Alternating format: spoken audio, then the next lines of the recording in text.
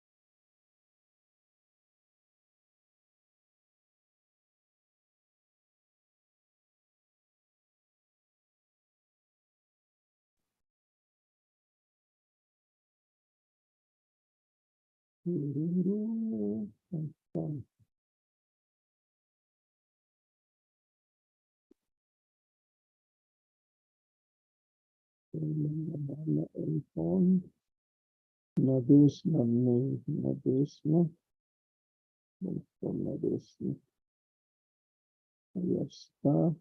Miguel Barrantes. Miguel Barrantes, ya está. Marisol. Marisol. Natalia. Natalia Quiroga está.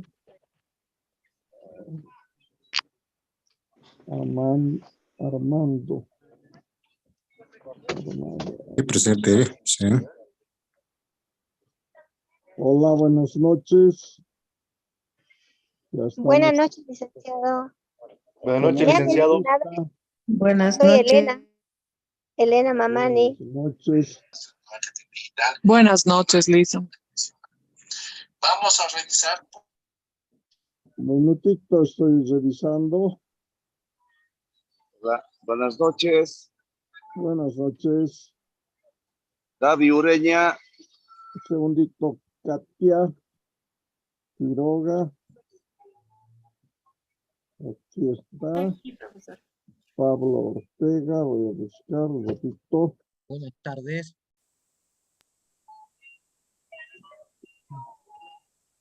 Ya, Pablo Ortega.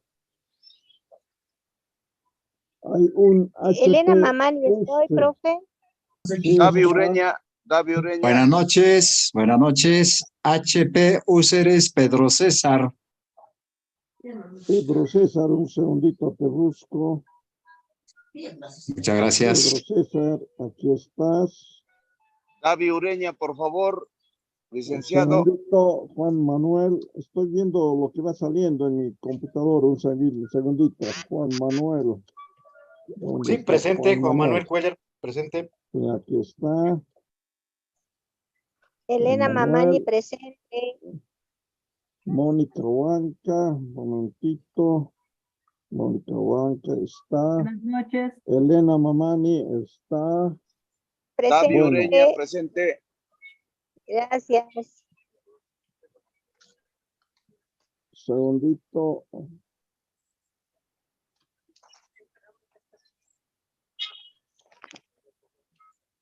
Bueno, serían 14, a ver, 3, 6, David 7, 8, Ureña, 9, licenciado. 10, 1, 2, 3. Perdón, ¿cómo? David Ureña. David Ureña, sí. Sí. Gracias. Ya. Bueno, básicamente están los 14, 3, 10. Sí, ya están los 14 que aparecen aquí en la lista. Ya los tengo registrados. ¿Al parecido alguien más ahorita? El Moon Kisberg. Sí, profesor Miguel Barrantes. Ratito, el Moon. No te tengo en la lista, el Moon Kisberg. ¿Primera vez que estás entrando?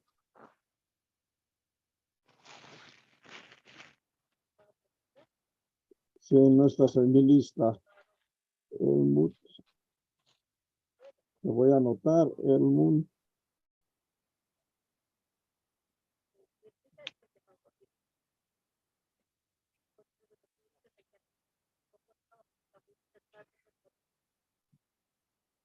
Ya, ¿quién más ha entrado? Buenas noches, Galo licenciado. Chávez. Segundito. Galo Buenas Chávez. noches, A ver, buenas noches, Galo licenciado. Chávez. Acabo de entrar. ¿Estás, Galo Chávez? Gracias. Mucha, ya entró más gente. Segundito, voy a ver los últimos que están entrando. Gabriela Céspedes, ¿dónde estás? Miguel Basantes, profesor. Gabriela Céspedes, minutito. Elmon, Mónica Huanca. 2, 3, 4, 5, 6.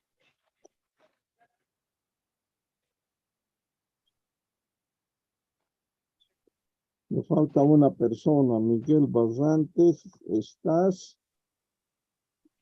Ok, profesor, gracias. Hay una persona que me falta. Sí, yo, licenciado Micaela Rojas. Repito, Micaela Rojas. Sí, ¿Dónde estás, Micaela Rojas? Un segundito. Micaela Rojas, perfecto, sí era la que me faltaba. Entonces ya somos 17. gracias. Micaela Rojas. Ya, estamos.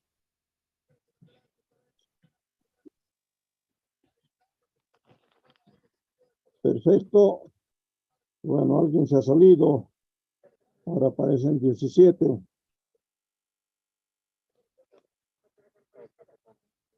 Bueno, vamos a empezar con 17 personas. Yo tengo 18 marcadas, pero alguien se ha salido ahorita. Bien. Buenas noches, vamos a empezar.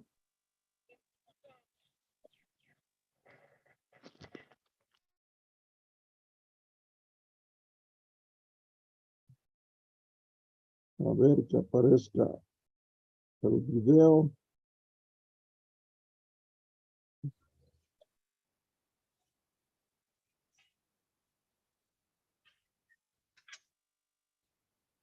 Segundito, estoy organizándome a ver para tener el espacio. No me veo yo. Ahora sí. Bueno, estoy aquí, ¿me ven todos? ¿Me escuchan todos? Sí, sí. Sí, licenciado. Se escucha, lo vemos. Perfecto, voy a poner el PowerPoint y me avisan si se lo ve.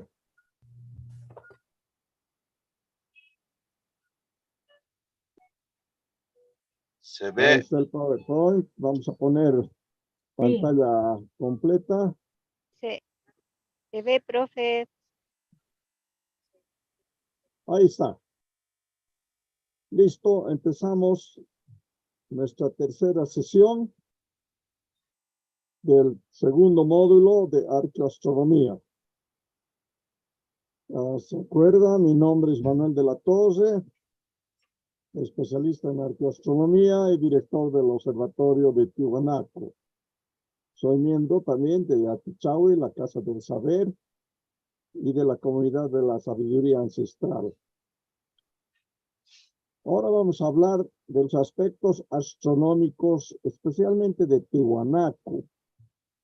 Porque una vez que sepamos cómo se orientan los templos en Tiwanaku, podemos ya después traspasar ese conocimiento de las formas como se orientan los templos a otros templos o observatorios, como puede ser Machu Picchu, puede ser Samaipata, puede ser la Isla del Sol, Copacabana, y de ahí trasciende a todos los otros centros del mundo andino ancestral. Empezamos mostrando el cuadro cronológico de la cultura desde el aspecto de Tiwanaku. Hay muchos otros cuadros cronológicos hechos por otros arqueólogos. Este que estoy mostrando es el de el arquitecto Escalante, Javier Escalante, que es arquitecto y también tiene el título de arqueólogo. Muchos años ha sido director del Instituto de Arqueología de Bolivia, y él ha confeccionado en su segundo libro este cuadro. Vemos dos partes. La parte superior sería toda la cronología de la cultura de Tiwanaku, y la parte inferior está la relación con otras culturas, tanto de Sudamérica como del mundo. Si vemos los dibujos que están a la izquierda de este dibujo, arriba se ve en primer lugar Bolivia, el mapa de Bolivia y la zona de Tiwanaku. Entonces, la primera franja es de Tiwanaku. La segunda es otra vez un mapa de Bolivia dividido en dos. Ahí está una parte amarilla y otra verde, que representan las culturas que han estado en Bolivia. El tercer dibujo es América, y toda esa línea es de las culturas americanas. Y finalmente el último de abajo, que se ve un mapa mundi, serían las culturas de todo el mundo. Su relación por épocas en línea vertical. Van a ver las épocas. Al centro está el cero, que sería el año cero de nuestras culturas. Y hacia atrás vamos atrás, llegando hasta los más o menos 10.000 o 20.000 años. Vamos a empezar a hablar básicamente de la primera línea, que es Tiwanaku. Empezamos primero con la zona que se llamaba Huancarani, Chiripa, aquí al centro, los tres. Según Escalante, más o menos en el año 2000 a 2500, surgen las tres culturas, que es Huancarani, Tiwanaku y caramba, no se está pudiendo leer, está bastante borroso. Chiripa, Tiwanaku y Huancarani. Según Escalante, más o menos en el año cero, unos 100 años después, la cultura Tiwanaku absorbe esas otras dos culturas que están ahí, lo que sería Huancarani y Chiripa. Disculpenme un segundito.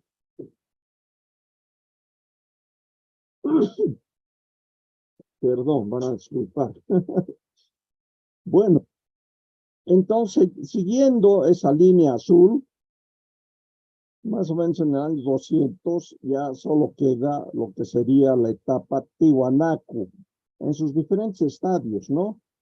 Aldea, imperial, llegando hasta más o menos al 1200, donde se dice que Tiwanaku desaparece.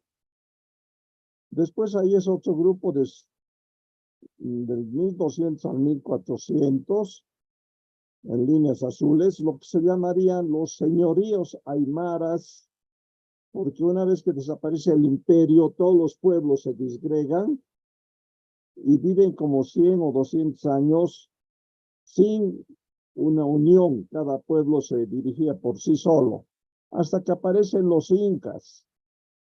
Y los incas otra vez hacen todo el imperio, en todo ese territorio que estaba Tiwanaku, desde más o menos la mitad de Chile y Argentina, Bolivia, Perú, Ecuador, hasta Colombia y tal vez Venezuela. Vuelven a reconstruir el imperio los incas. Pero esa construcción de los incas no es muy larga, máximo son 200 años, hasta que llega la colonia y entramos en la época de la colonia haciendo desaparecer ya a los incas. Conocemos ya la parte de la historia histórica de cómo hacen desaparecer a los incas y se sume todo lo que sería la colonia y posteriormente ya la república. Entonces, yo prefiero usar porque me parece bastante lógico que Tiwanaku aparece en los 2000 a 3000 años antes de Cristo, porque hay otros que dicen que no es así, que Tiwanaku apareció, es decir, en el año 0, y que antes solamente había Chiripa y Huancarane. Pero hay restos arqueológicos tiwanakus desde 2000 años antes de Cristo. Pero bueno, son las nuevas, podemos decir, nuevas tendencias de la arqueología, nuevos arqueólogos que dan su idea, pero no están con tantas pruebas, podemos decir, para poder cambiar esto. Yo ayer estaba en Tiwanaku y justamente me preguntaban eso, y extrañamente en Tiwanaku hoy en día hay 3 líneas de tiempo en los museos. Uno está, como el que estamos viendo, más o menos. Un segundo aparece de un francés. Él dice que no, que Tiwanaku ha aparecido en el año 100, 200 después de Cristo, y que los templos han sido hechos en esa época. Hay un tercero con línea de tiempo mostrando otras características, ¿no? Pero nos vamos a quedar con esto. Ahí está. Y se empiezan a ver con las líneas de abajo, con las amarillas y verdes. Ahí podemos ver las otras culturas que habían antes del año 0, contemporáneas a Tiwanaku, y las otras que han aparecido posteriormente del año 0, ¿no es cierto? Ahí está, tanto en la parte americana como en la parte mundial. No nos vamos a detener mucho a esto, solamente es de referencia. Pero eso es más o menos lo que pensamos que ha sido la línea de tiempo de la cultura tiwanaku. Ahora entramos directamente a Tiwanaku. Esta es una fotografía casi actual. Así está hoy día Tiwanaku. Esto que parece un cerro con una laguna al centro es lo que sería la pirámide de Acapana. Lamentablemente, Tiwanaku ha estado muy abandonado durante, podemos decir, más de un siglo.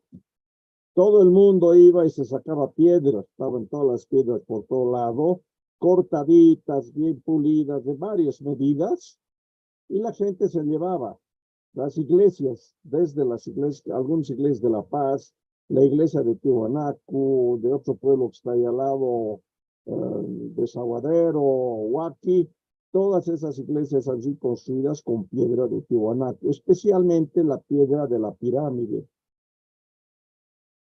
En el pueblo de Tiwanaku y en otros pueblos igual, vemos las casas del centro de Tiwanaku, donde está la plaza, lo más antiguo, todas tienen cimiento con piedras de la pirámide.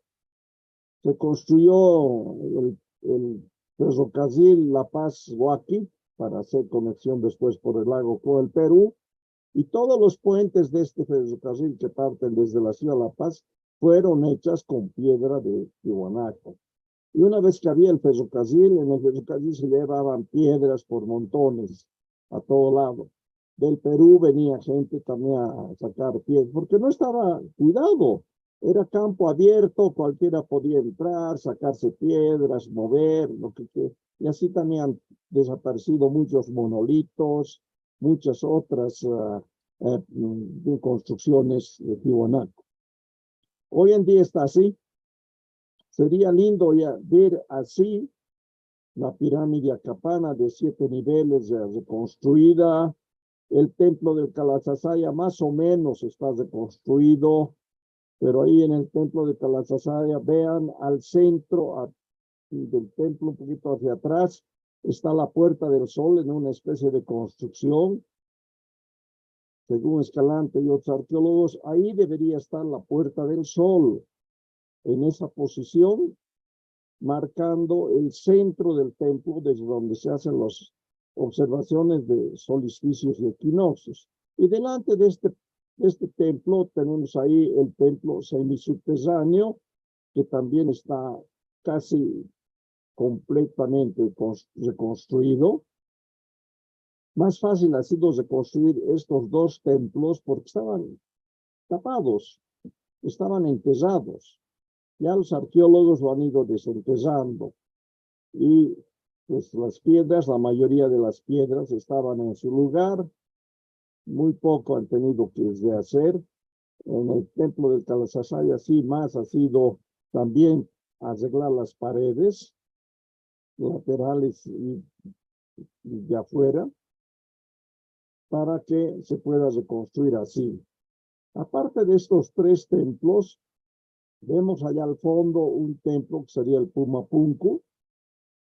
Detrás del Kalasasaya tenemos otro templo que no es tan, por lo menos este que está detrás del Kalasasaya, no está reconstruido. Está apenas desenterrado, se ven las paredes, pero no está reconstruido. Los principales tres, sí, los dos que hemos hablado, y se ve parte de las paredes de la pirámide Acapana, lo que estaba enterrado. Básicamente lo que estaba enterrado en eso que parecía un cerro, es lo que ha permanecido. Todas las piedras de encima no hay. Pero así deberíamos tener, sería lindo ver la pirámide ya reconstruida y todos los templos terminados.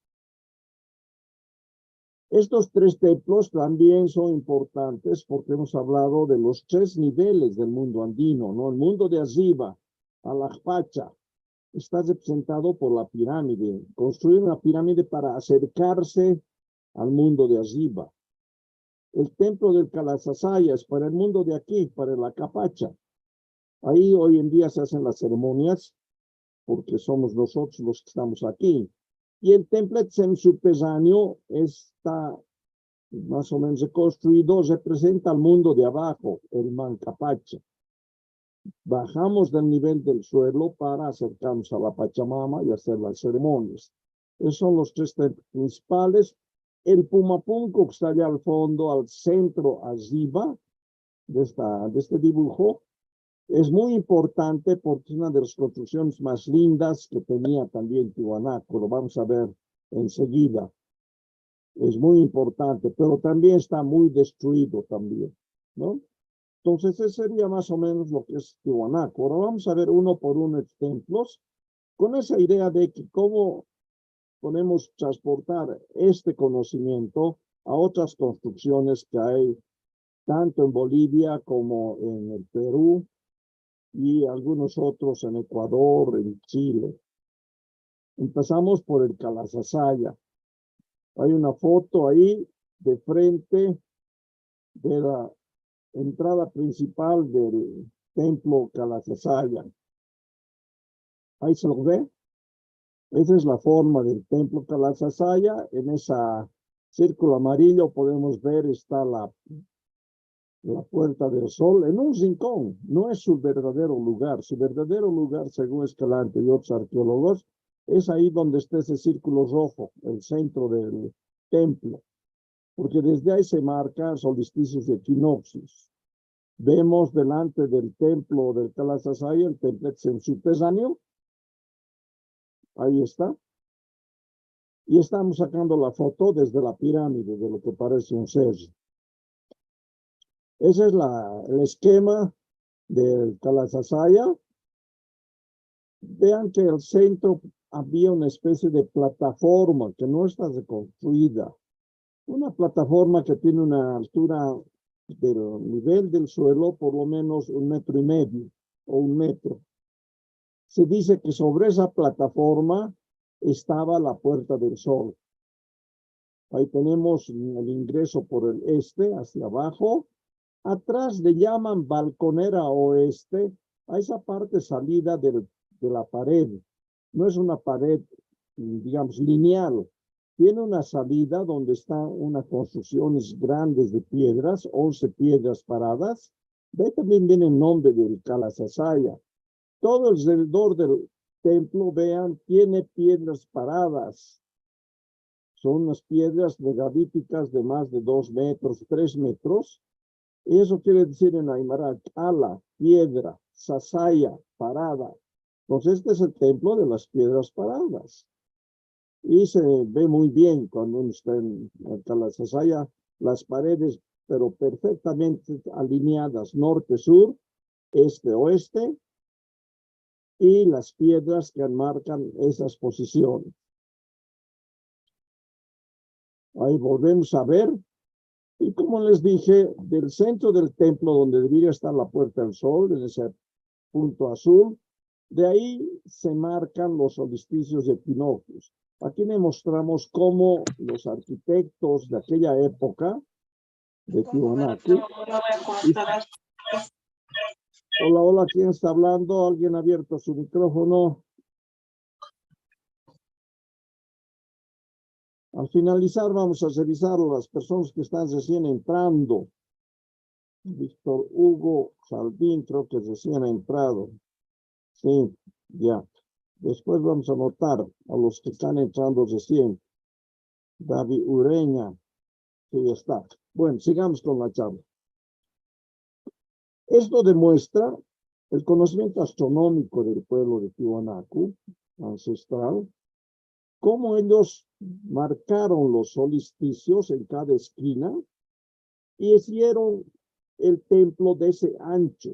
La pared que es la que está hacia abajo, tiene el ancho que básicamente en astronomía es de la inclinación del eje de la Tierra. ¿Por qué nos pareciera que en 6 meses el sol sale sobre el año nuevo que está marcado ahí, el solsticio de invierno, y va a moverse hasta el medio año, que sería el solsticio de verano? Ese ángulo, desde la puerta central, son 23 grados 27 minutos. Es el eje de la inclinación del eje de la Tierra. La inclinación del eje de la Tierra produce las estaciones y esos solsticios. Y como ellos hicieron el equinoccio por la puerta principal, o sea, la puerta principal está marcando el equinoccio, visto desde el redondo azul del centro. Eso demuestra que es un gran calendario solar. Antiguamente, sabemos hasta la Edad Media, que se decía que el centro del universo era la Tierra y que el Sol también se movía de un lado a otro, igual la Luna, los planetas, las estrellas. Pero ya en la Edad Media, Copérnico y Galileo se encargan de demostrar que no era la Tierra el centro del universo. Galileo es el primero que se acerca al Papa en Europa, en Italia, y le dice, la Tierra no es el centro es el Sol. Nosotros movemos alrededor del Sol. Al Papa no le gustó el tema y dijo, no, el centro es la Tierra, y te quedas callado o te quemamos por hereje. Y así lo tuvieron a Galileo como preso en su casa porque no podía hablar con la gente y decir lo que él había encontrado, que el Sol era el centro y que la Tierra giraba. Ahí en la historia de la astronomía, ahí se dice que el ayudante de Galileo, un astrónomo italiano, Giordano Bruno, no acepta la orden del Papa. Y él se pone a hablar a medio mundo que no, el Sol es el centro. Lo quemaron al pobre caballero por hereje, por no seguir las órdenes del Papa. Pero ya después no pueden el Papa y toda la curia romana no pueden detener porque muchos otros astrónomos empiezan a decir, no, esto no funciona con el centro de la Tierra. El Sol es el centro. Empieza después de Galileo, viene Copérnico, Newton y otra serie de investigadores científicos que demuestran que el centro del Sol. Y mucho después, tampoco el Sol era el centro del universo, sino éramos parte de una galaxia llamada Vía Láctea, ¿no? Entonces, esa es la parte de la historia Pero aquí demostramos cómo nuestro pueblo andino ancestral conocía los ángulos de inclinación y hicieron este templo de ese tamaño. Hasta el día de hoy marca el calendario solar. Igual hicieron en el Cusco, una de las construcciones solares, igual en Copacabana, la famosa Horca del Inca, que no es Horca ni es Inca, tienen esas inclinaciones y esos ángulos para poder hacer el seguimiento de su calendario andino, que hemos hablado ya. Parte el calendario el 21 de junio, solsticio de invierno, el otro medio año, solsticio de verano, el 21 de diciembre, y los equinoccios son por la puerta principal, 21 de septiembre, 21 de marzo, en este calendario actual, ¿no? Entonces, ahí está el Gran Calasasaya, ahí está una referencia de lo que estamos hablando. Desde el centro del templo podemos ver el Wilcacuti del solsticio de invierno, arriba a la izquierda. Podemos ver al otro extremo, el Wilcacuti de verano, el solsticio de verano, y los equinoccios. Y abajo, lo que ellos creían que era que el sol se movía, marcando esas 4 posiciones, 21 de junio, 21 de marzo y 21 de septiembre, equinoccios, y 21 de diciembre. Es así como nuestro pueblo creía que era, y no solo nuestro pueblo, en Grecia, los mitos egipcios, los aztecas, los mayas, usaban calendarios marcados por solsticios de equinoccios. Era lo que podían ellos ver, percibir para sus calendarios, especialmente agrícolas, porque después del 21 de junio, decimos, se inicia el ciclo agrícola. Hoy estamos en agosto, hemos hablado el otro día. En agosto se dice que despierta la Pachamama y ahora el sol está yendo hacia el centro del templo. El 21 de septiembre va a salir por el centro, lo que para nuestro pueblo marcaba la época de la siembra. Cuando el sol salía sobre la puerta principal, sabían que era época de siembra, se pusieron, y ellos hacían ya la siembra y hacían ya su ciclo agrícola completo hasta el próximo 21. Básicamente es ida y vuelta del 21 de septiembre de junio, 21 de diciembre, y el retorno, como hemos dicho, Wilcacuti quiere decir retorno del sol. Wilca, sol, Cuti, retorno del sol. En los dos extremos. En diciembre el sol pareciera que va a llegar hasta ese punto de la esquina de la derecha del templo, de la pared, y a los 3 días regresa. Y ahí era la fiesta del Wilcacuti, el retorno del sol. Lo mismo pasa al otro extremo en junio, mucho más de susto, porque cuando el sol se está yendo hacia la izquierda, empieza el gran frío, las noches son más largas, el día más corto, las heladas aparecen, entonces tenían miedo de que el sol se vaya y mueran de frío. Pero el sol se para el 21, casi por 3 días en esa posición, y regresa.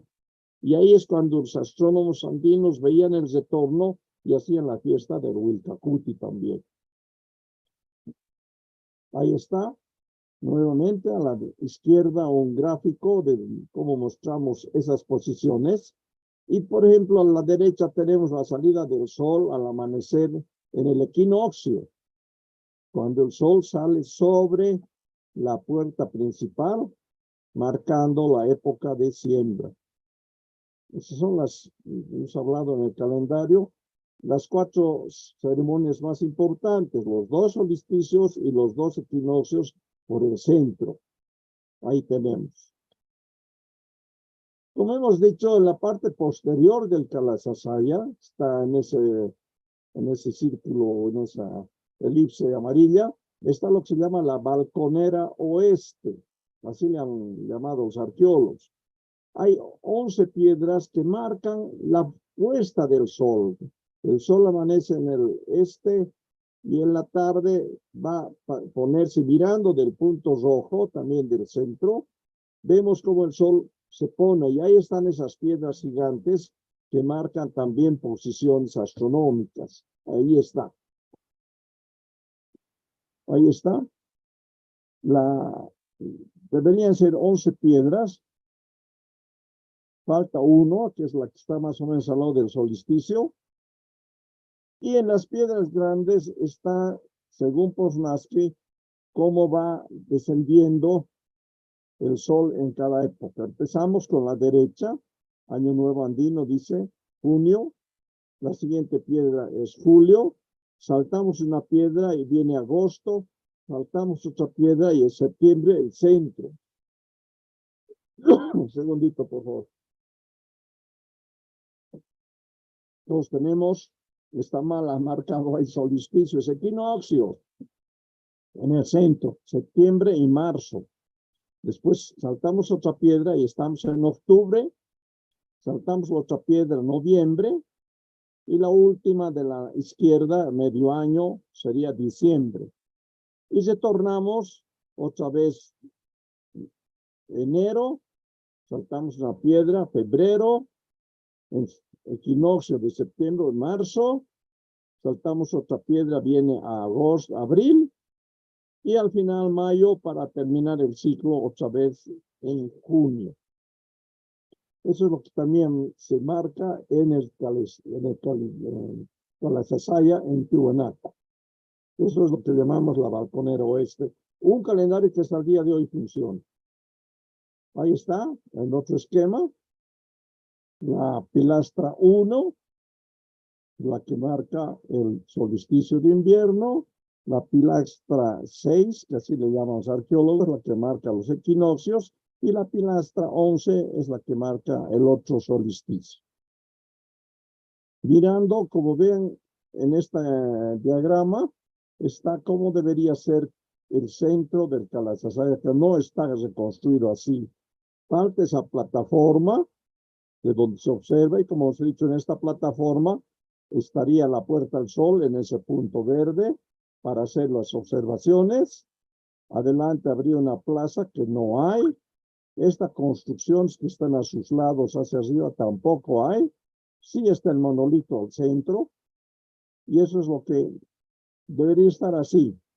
Pero todavía se está marcando solsticios de equinoccios en este gran templo del Kalasasaya. Tanto al amanecer, los 3 momentos importantes, 2 solsticios, 2 equinoccios, como al atardecer, en esto que llamamos la balconera oeste. Sigamos. Ah, caramba, se salió. Aquí estamos en las otras piedras que hemos estado marcando. La pilastra 9, por ejemplo, marca otras fiestas que les he dicho. La fiesta de la Huilancha en agosto, o el despertar de la Pachamama, que también decimos, el 2 de agosto. Y al retorno del sol marca la fiesta de la Chacana el 3 de mayo. Ahí están con las flechas azules marcando esas 2 piedras. Hemos ido saltando piedras, ¿se acuerdan? Estas son las 4 que hemos saltado. La pilastra 9 nos marca la Huilancha en agosto a la ida, y al retorno el 3 de mayo, la fiesta La Chacana de la Cruz del Sur. Y la pilastra 3 nos marca el Día de Difuntos, 2 de noviembre, que se llama Huinaypacha, y la Nata el 2 de febrero. Acuérdense el calendario que les mostré en la anterior reunión. En estas piedras se marcan esas posiciones. Y hay todavía otras piedras para otras posiciones astronómicas. Muy importante es al atardecer. Cuando estamos en el solsticio de invierno 21 de junio, el sol se va a perder por la esquina de la derecha sobre esa montaña que se ve al fondo en el dibujo, el Capía. Es un volcán apagado que ya está cruzando la frontera hacia el Perú, a unos cuantos kilómetros. Está esta montaña que es hoy en día sagrada porque es el punto por donde el sol va a morir o se va a ocultar el 21 de junio. Y para nosotros es muy importante. Para nuestras culturas ancestrales decían, ese es su templo del anochecer, del día del inicio del ciclo. Hoy en día se hace ceremonia en ese, es un volcán apagado, hay unas lagunas ahí en ese en esa montaña del Capía, y hoy en día ahí también esperan la puesta del sol para hacer las ceremonias de despedir al sol en su primer día. Ahí vemos, por ejemplo, como en Tiwanaku igual, como está de sesgo, sale un haz de luz, el rato que se está ocultando el sol, por la puerta principal del Kalasasaya, sale un haz de luz, que la vemos ahí en el dibujo, esta marca media blanquecina, es la puesta del sol en el Kalasasaya, el 21 de junio, el 21 de junio, y se ve así. Fíjense, ahí está la pared del Kalasasaya, la puerta, el sol está entrando casi en sesgo y produce este haz de luz. Es muy interesante, esto es como a las 6 de la tarde. Hay toda una ceremonia en ese momento porque el sol se está entrando por su templo en el Capía y su haz de luz se va hasta el Illimani en Bolivia. Así, fíjense, ahí está el haz de luz, ahí estamos sacando la foto y al fondo todavía con sol, por eso no se distingue. Aquí atrás está el Illimani, el nevado del Illimani. Muy importante esta haz de luz que conectaba la puesta del sol desde la montaña del Capía hacia el nevado del Illimani. Esa es la ceremonia que se hacía al atardecer, al despedir al sol en su primer día. Hoy en día no se hace eso, se olvidan, esperan los primeros rayos al amanecer y se hace la fiesta, se baila, se come, se toca música durante todo el día. Pero administrativamente los templos de Tiwanaku se cierran a las 5 de la tarde.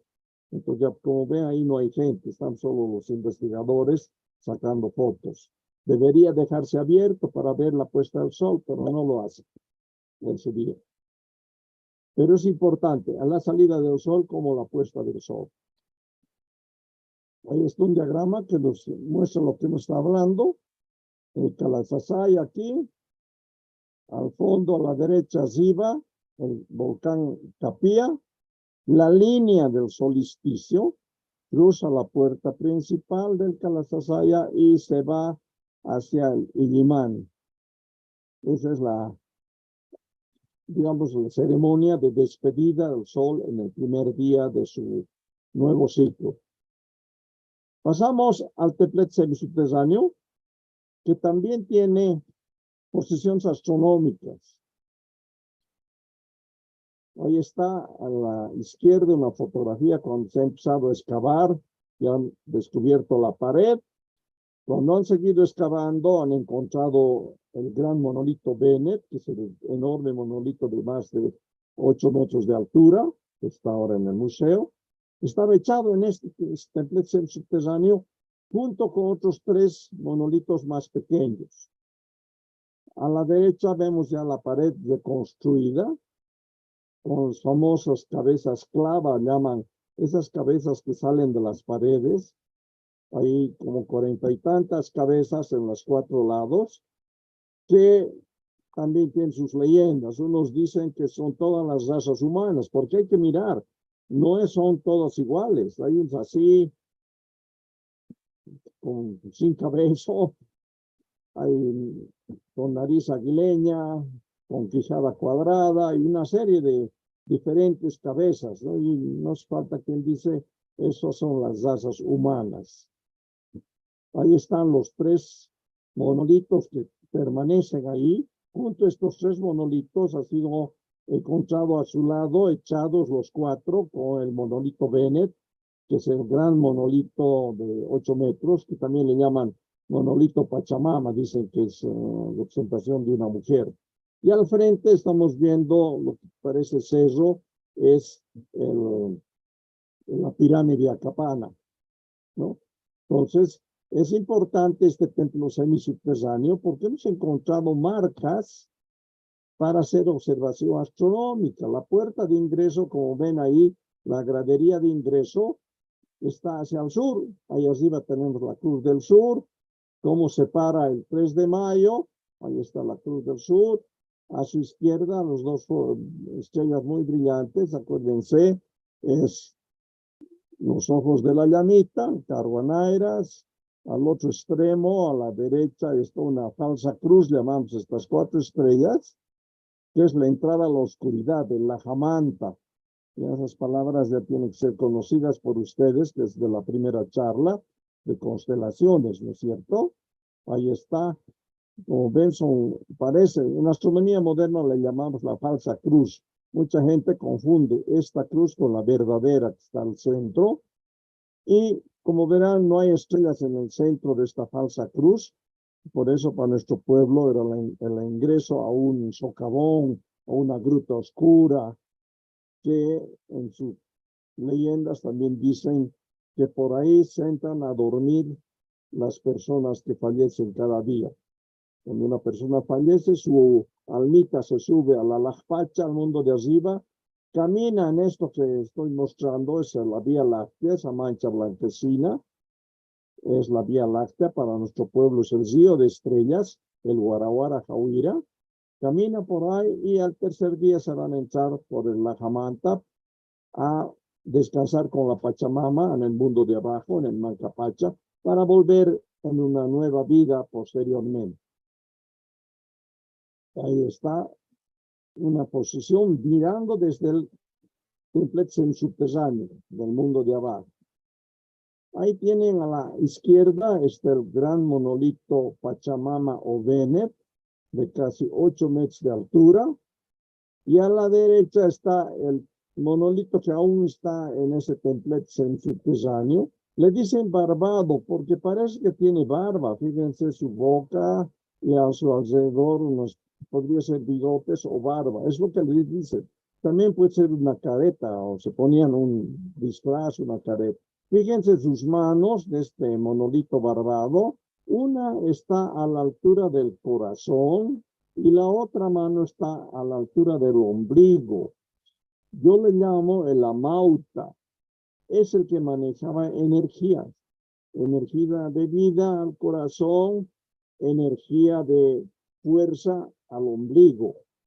Hay una ceremonia que se hace así con los brazos. En cambio, si ven el monolito Bennett, él tiene en sus manos un jarrón para hacer ceremonia, por eso llamamos sacerdote, y una tableta plana en la otra mano. Y por eso está ahí, hacia la altura del pecho, con su jarrón y con su tableta. ¿No? Esos son los sacerdotes, sacerdotes. Hay otros 3 monolitos ahí en Tiwanaku que también tienen esa forma, sacerdotes. El Amauta, solo conozco 3 monolitos con esa posición de las manos en el pecho. En cambio, los monolitos de los sacerdotes hay varios. En el museo tenemos más de 10 monolitos con sus atuendos de ceremonia. Su vaso, que llamamos keru, y su tableta, ¿no? Entonces, esa es la diferencia de los monolitos. Hay otro que tiene los brazos rectos hacia abajo. Hay uno que conozco con los brazos rectos. Yo le llamo a ese que es un guerrero, un militar. Porque está así parado como soldado, ¿no? Con las manos hacia abajo. En esas paredes que hemos estado hablando, hay marcas, como ustedes pueden ver ahí. En la foto de la izquierda está en puntillas blancas, marcado esas 3 rayas más oscuras. A la derecha estamos ampliando esas rayas, que es de la piedra del centro de la pared este y oeste. Ahí para mí se paraba el astrónomo para hacer la observación del frente. Si esta es la pared oeste, está mirando hacia el este para ver la salida de las estrellas, del sol, de la luna. En la otra pared oeste también hay lo mismo, donde se paran en la pared este y miran el oeste, la bajada de las estrellas. Cuando la luna se baja, el sol, eran marcadores astronómicos. Y ahí está, esta es la pared oeste. Fíjense, también marcado en la foto de la izquierda, con puntillos blancos, y en la derecha vemos ampliado y se notan esas tres rayas, ¿no es cierto?, que están ahí abajo ocultas. Solo los astrónomos conocían esas posiciones para hacer observaciones astronómicas. Y en la pared norte, oculta en toda la pared, hay esa piedra negra larga que pueden ver en la foto de la izquierda abajo. Es la única piedra larga y negra. En la foto grande se la puede ver. Está en la pared norte. Y yo digo, da la casualidad, tú pones una brújula hacia esa piedra y marca exactamente el polo norte. Ahí se paraba el astrónomo, y si te paras ahí, pegada a esa pared, miras el sur. Y desde ahí hacían toda la observación de las estrellas del sur. Principalmente la Cruz del Sur. La Cruz del Sur aparece en febrero, amanece, empieza a subir, en mayo está arriba y va a decaer en septiembre. Ahorita ya está decayendo en esta época. Parece que era una época muy importante. Se miraba desde esa posición de esa piedra negra en la pared norte. Son posiciones astronómicas, de observación astronómica. También se ve desde ese punto cómo la luna va marcando en lunas llenas diferentes posiciones. Ahí está una foto de del templete subterráneo. Fíjense, arriba al punto negro central es la altura del polo. La escalinata se entra por el sur, pero muy importante para saber la altura y el movimiento de las estrellas. Esta foto está sacada desde esa parte de la pared norte donde está esa piedra negra. Y ahí tienes todo el sur, por donde se movían las estrellas y especialmente la Cruz del Sur. Ahí está un esquema de la posición desde el este. Van a disculpar, estoy un poquito resfriado. Ahí tenemos la flecha del este, de donde se paraban, donde hay esas rayitas para mirar el oeste. En la pared oeste igual están las líneas para observar hacia el este. En la parte de abajo nos paramos en el norte y vemos todo el polo sur y el movimiento de las estrellas del sur. Ahí están las lunaciones. Estamos viendo desde la pared oeste salir las lunas llenas y aún funciona así. Aparece cada luna llena sobre la piedra grande principal, sobre esas calazasayas que hemos dicho. Ahí vean, los estoy marcando con la flechita.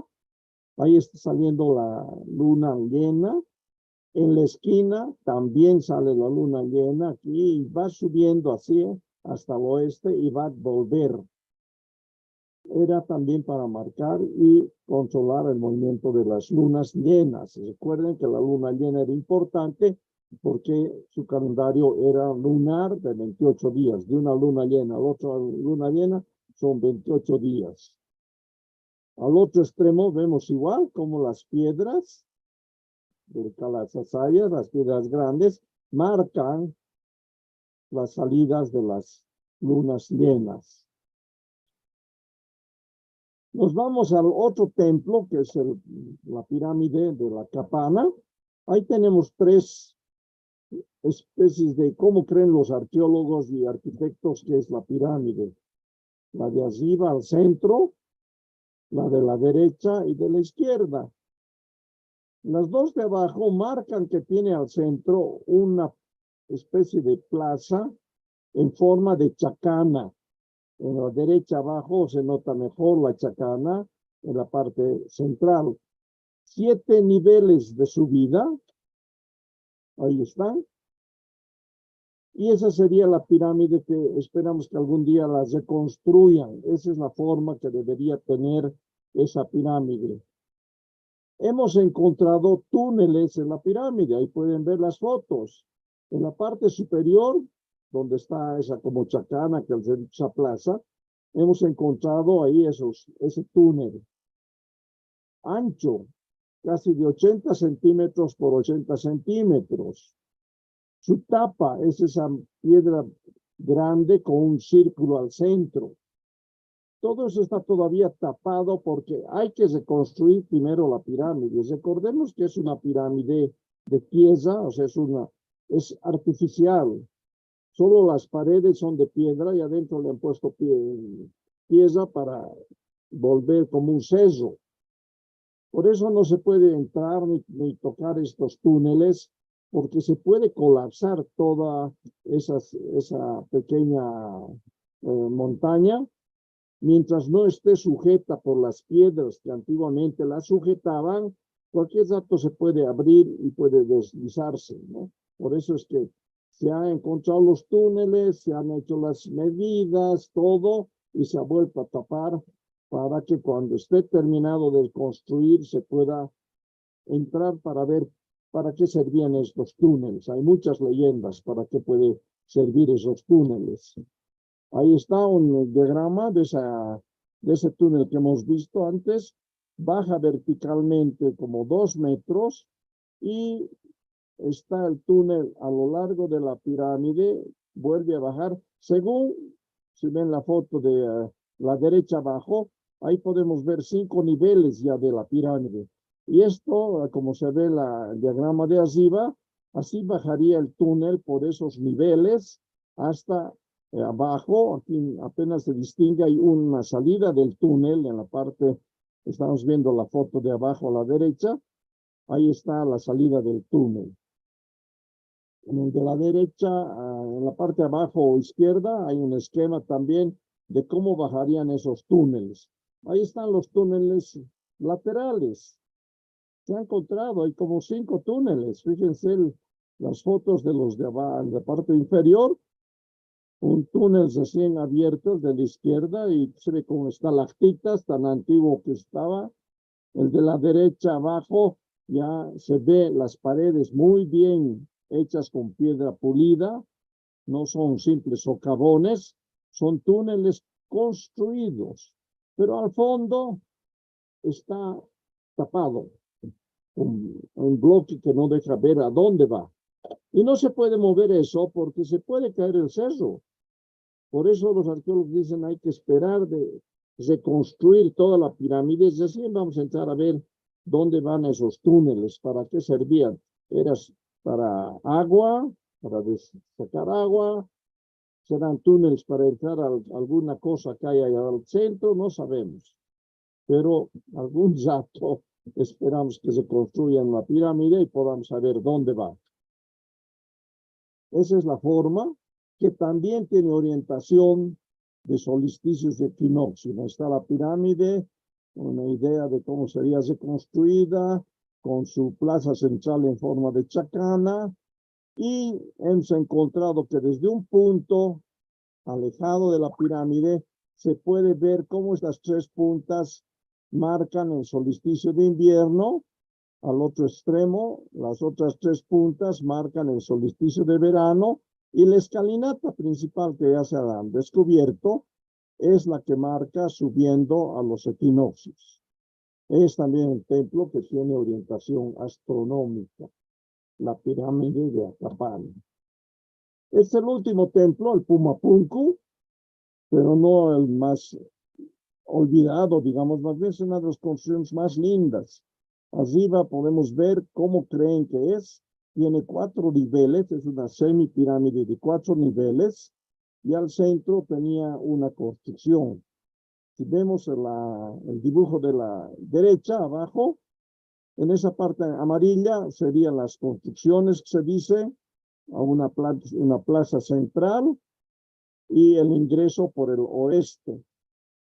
Se ha encontrado también, ya se ha descubierto la zona por donde entra la gradería para subir los 4 niveles y llegar a la plaza. Estas son las piedras de ese templo del Calasasaya. Vean arriba a la izquierda, les llamamos las piedras H. Son más de 20 piedras H. Está totalmente destruido. Es todo un rompecabezas saber dónde van, pero son piedras muy bien pulidas y talladas. En la de abajo a la izquierda igual vean esa ventana, cómo han tallado en la piedra con su traspaso al otro lado. que son, llamamos las ventanas. Y vean la piedra de la derecha. Es un gran enigma. Esta es una moneda de 5 pesos de Bolivia, muy parecida al 5 pesos de Perú, para que vean el tamaño. Vean esa talladura lineal con unos orificios. ¿Cómo lo han hecho? No sabemos. Hoy en día es fácil. Ya con un láser lo hacemos. Pero hace 4.000 años atrás, ¿cómo han hecho esa línea? Con un combo y un cincel, pues no puedes hacer una línea tan exacta. Tiene un poco más de medio centímetro. Y los huecos, que también dice, con un taladro lo hago hoy día. No, pero eso es de hace 3.000, 4.000 años atrás. ¿Cómo han hecho esos huecos perfectos? Y la distancia entre hueco y hueco es el mismo entre todas las perforaciones. Pensamos que servía para engarzar oro, una línea de oro, pero con los huecos ahí se enganchaba el oro para que no se salga. Y parece que eran piedras muy especiales de una parte muy importante del templo con oro incluido. Hola, alguien ha abierto su... Tienes que pasar por aquí, por abajo, otra vez, y por abajo, por aquí. Perdón, Y van del otro lado. cierren por favor su micrófono. ¿Quién tiene abierto su micrófono? No, eso más bien se conecta.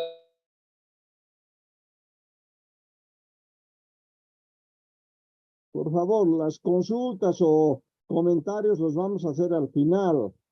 Elena, creo que tu micrófono está abierto. Sí, creo que es el micrófono de Elena que está abierto.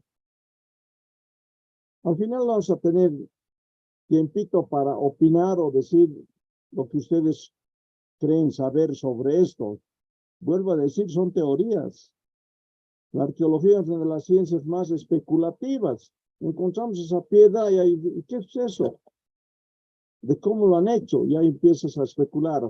No, que sirve para engarzar oro, esos huequitos tal vez tenían taladros.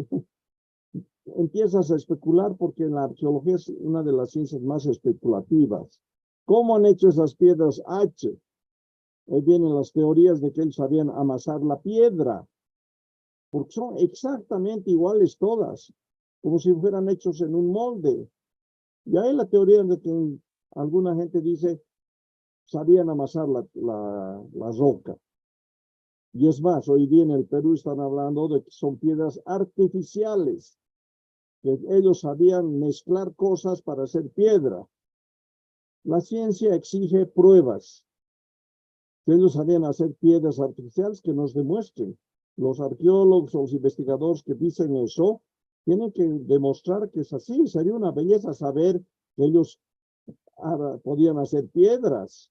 O, como la foto de la derecha, que sabían ablandar la piedra para que si fuera como gelatina, pues facilito, con una regla y con algún de metal, puedes hacer esa línea, porque es como una gelatina. Igual con algo redondo podías hacer los huecos, si fuera cierto que ellos sabían amasar la piedra. O la foto de abajo, a la izquierda igual. ¿Cómo han hecho esas ventanas tan exactas? Estamos con teorías. ¿Cómo piensan que se ha hecho eso? Es el trabajo de los arqueólogos. Ahí arriba, fíjense la cantidad de, llamamos, piedras H, que son parte del templo principal. Pero tan revoltoso que está todo eso. Ustedes van allá, hay piedras botadas por todo lado, porque han tratado de buscar tesoros, han dinamitado, han botado las piedras, tratando de entrar pensando que había tesoros abajo. Y no se encontró nunca ningún tesoro. Pero desde la época de la colonia hasta hoy día, más de 2.000 años de construcción tenía este centro. Las cosas que habrá pasado en esas épocas, ¿no? En la época inca, en la época de la colonia y en la época de la república. Vuelvo a decir, todo esto estaba abandonado, botado. Entonces cualquiera iba, orgueteaba, movía. Recién hace 30 años que están protegidos por malla y no se permite que nadie entre a tocar las piedras, ¿no? Uno puede pasear, mirar, pero no puede tocar, no puede estar ahí con un martillo queriendo destrozar o sea, hacer algo, ¿no? Entonces, todas las teorías son bienvenidas, unas muy lógicas, como otras muy salidas de los pelos, porque por ejemplo, el Pumapunku, hay unos investigadores que es la pista de los ovnis. Yo no creo en esas cosas. Pero hay un señor, von Däniken, que hace unos 50 años atrás ha escrito un libro, es un austriaco alemán, ha escrito un libro que se llama Los recuerdos del futuro. Ha sido boom en su época. Él en su libro dice que todas las pirámides del mundo, en Egipto, en México, aquí en Bolivia, en Cusco, han sido construidas por los extraterrestres. Iban con sus naves, alzaban las piedras, traían de los cerros, colocaban. No sabemos. No, para mí es una de las teorías más fantasiosas, pero este caballero dice así, y así famoso, y hasta el día de hoy es famoso su libro, Recuerdos del Futuro. Voy a retroceder un poco para ver, no, esta foto quiero. Ahí vean la foto de la derecha, abajo, todas las piedras por todo lado. Ahí están las piedras H. Hay 3 puertas, ahí tienen en las 2 fotografías se ven unas puertas parecidas a la Puerta del Sol. Habían las 3 puertas paradas que marcaban también solsticios y equinoccios. Ahí está. Así se dice que era. Estos bloques enormes donde están echados, también tienen su enigma. Son bloques de 3 metros por 2 metros y más de 1,5 metros de altura. Se ha calculado que pesan 120 toneladas. Y no son de ese lugar, las han traído. ¿Qué técnicas han usado para traer las piedras? Desde el Capiá, hemos hablado de la montaña sagrada, de ahí se traía piedras, y hay otra montaña al otro lado, donde también se traían piedras. Pero imagínense el peso, cómo las han movido. Y ahí entra toda la fantasía, que los ovnis, que no sé cómo hacían, todo un enigma. Perdón. Pero este Pumapunku, por ejemplo, es uno de los templos más lindos. Las piedras son lisas, fantásticas, como la que vemos ahí donde está la moneda. Es completamente liso, y cómo han construido se deja para la imaginación. Todo está removido, como os digo, en este templo que para mí es el más lindo.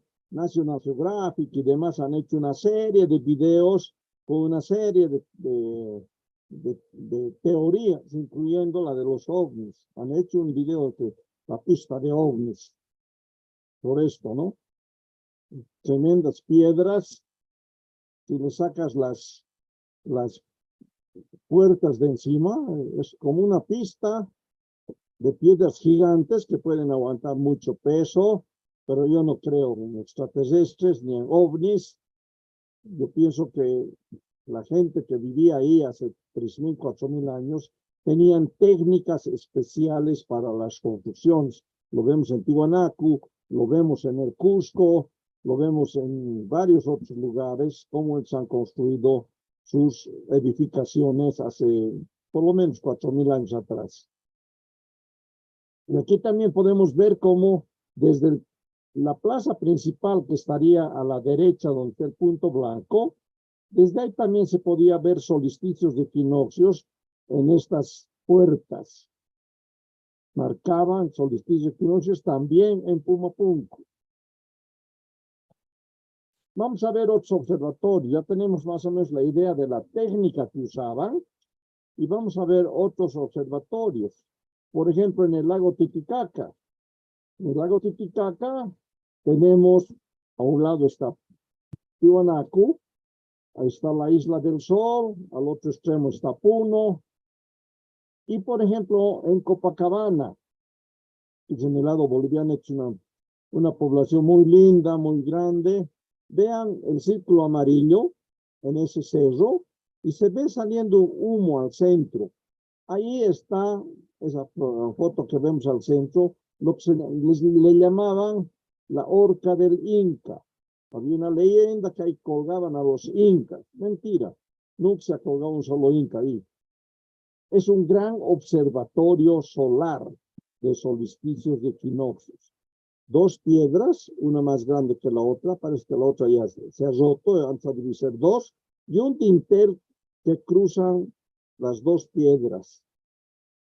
Hemos encontrado que ahí se marcará solsticios de equinoccios, ahí está la piedra, las dos piedras, y ese punto luminoso en el dintel es cuando el sol marca el solsticio de invierno.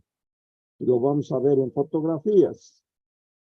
Ahí está, hoy en día le llamamos Pachataca, nada que ver con Horca del Inca.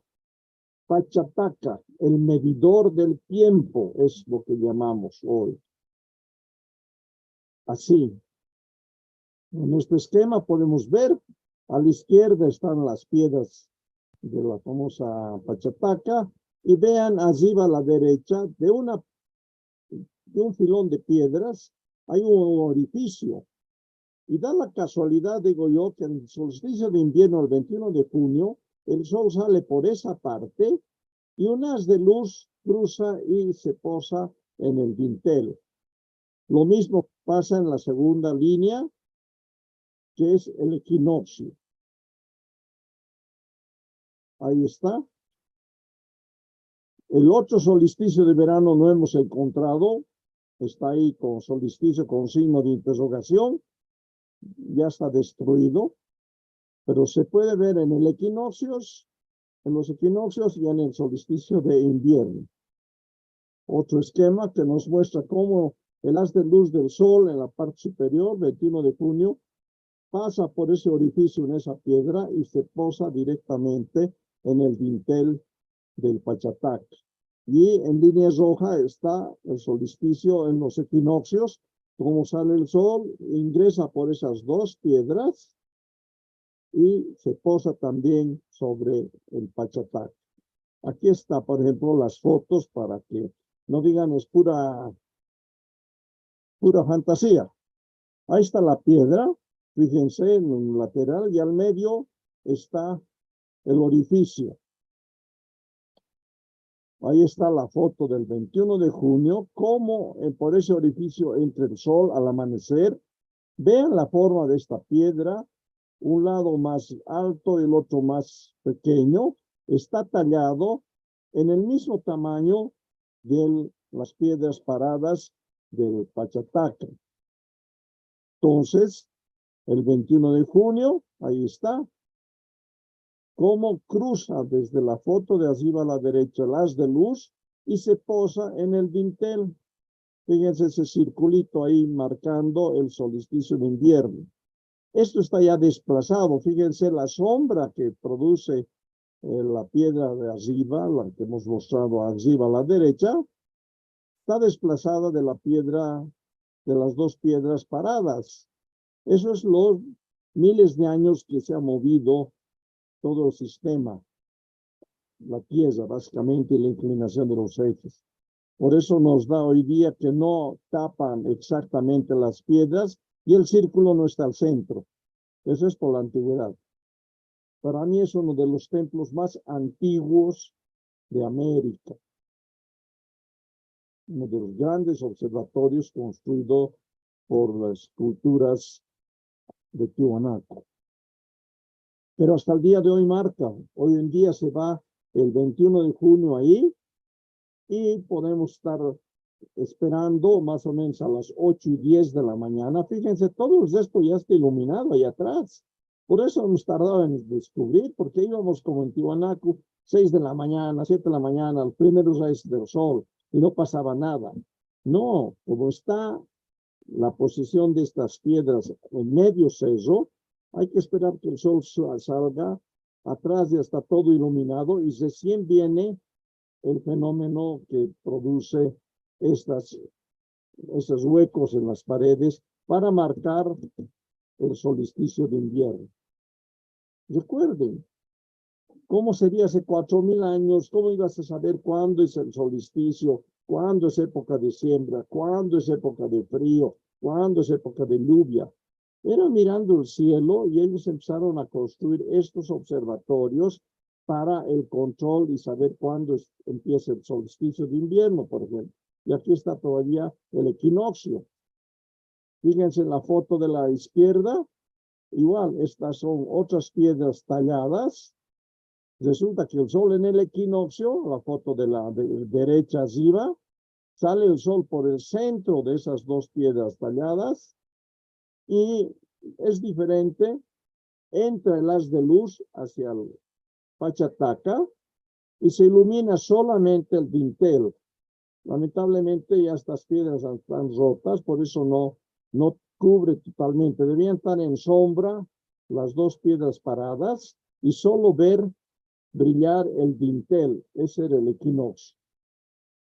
Y al fondo podemos ver el lago Titicaca y al frente ya es el Perú.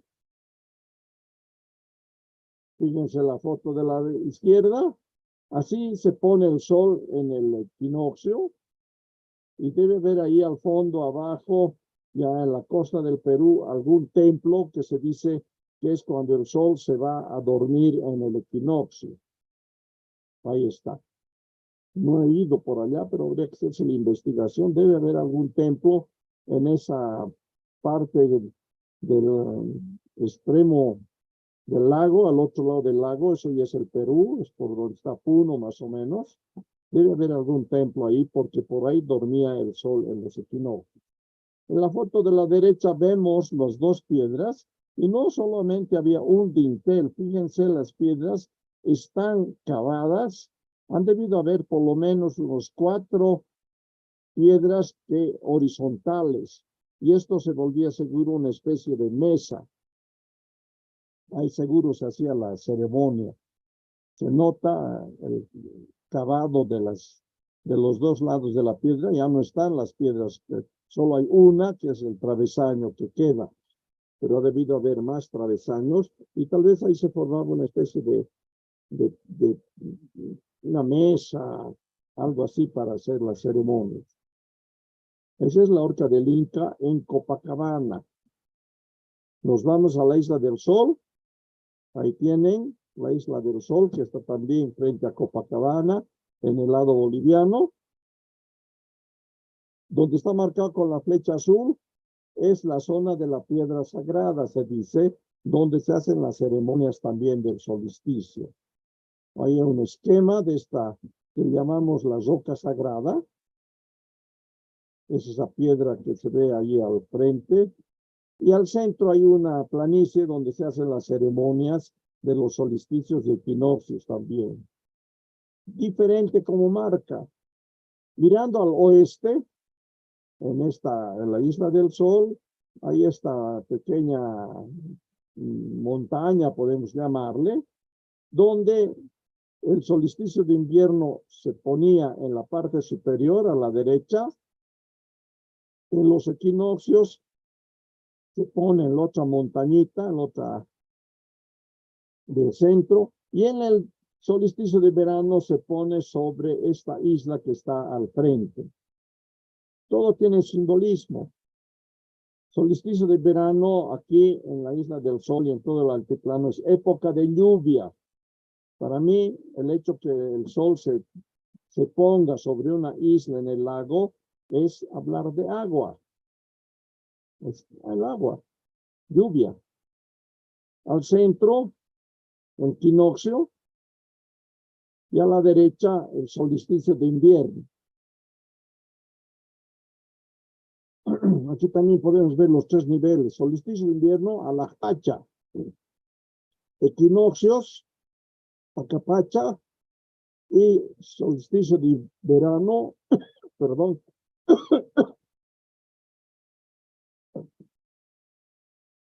solsticio de verano, Mancapacha, los 3 niveles. incluyendo el agua, que es la mamacota, que tiene que ver, ay, perdón, discúlpenme, mi resfriado está atacando. Y como les digo, Cotamama, agua, mundo de abajo.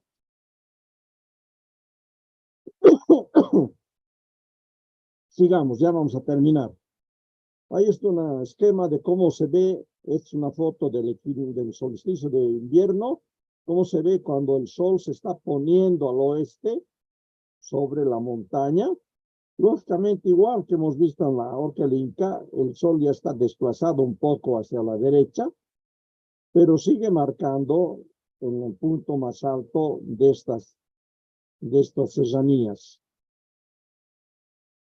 Nos vamos a Samaipata, está hacia el lado ya de Bolivia, hacia Santa Cruz, entre Cochabamba y Santa Cruz. Ahí está extraña, es un cerro de piedra, pura piedra, y unas extrañas construcciones que le han hecho ahí. Se dice que hay hasta 4 culturas diferentes han estado aquí, han estado en los pueblos muy antiguos de la zona de Santa Cruz, que no tenemos registro, han estado los de Tiwanaku y también los incas. Vean la foto de abajo, han hecho una serie de puertas, ventanas, nadie entiende cómo es todo, es un laberinto hoy en día. Fíjense la foto de la izquierda, unas líneas desde lo más alto de la montaña que bajan, una serie de construcciones, todo es tallado en la piedra. El de la derecha, la foto de la derecha igual, vemos las líneas y las han tallado ahí ventanas, puertas. Fíjense los canales que han hecho. A la foto de la derecha arriba, igual, una serie de construcciones que no se sabe exactamente qué es. Según lo que se conoce, el nombre de Samaipata significa en quechua lugar de reposo entre las montañas. Es un lugar muy especial. Toda la piedra grande está esculpida en 250 metros de largo por 60 metros de ancho. Es una sola piedra, es un cerro muy especial, solo de piedra. Contiene 1.2 hectáreas toda esa piedra grande, donde se dice que están los petroglifos más grandes del mundo. Toda la piedra es tallada, ¿no? Es una colina, y cerca está el pueblo de Samaipata, pero es hasta el día de hoy un enigma. Fíjense esas otras 2 fotos, unos círculos, vean este zigzag que baja desde arriba, una especie de canal en zigzag, como rombos, y hay unas teorías de que ahí arriba sacrificaban animales y la sangre bajaba por estos canales. Otros dicen no, lo que sacrificaban eran seres humanos en las ceremonias de los solsticios y demás, y por estos canales bajaba. Todo un enigma y un simbolismo que no entendemos todavía, ¿no? Le dicen fuerte porque también desde ahí arriba dominas todas las zonas como un fuerte militar para controlar el ingreso y la salida y los movimientos de las personas ahí abajo de la colina, ¿no? No sabemos qué es lo que hacían.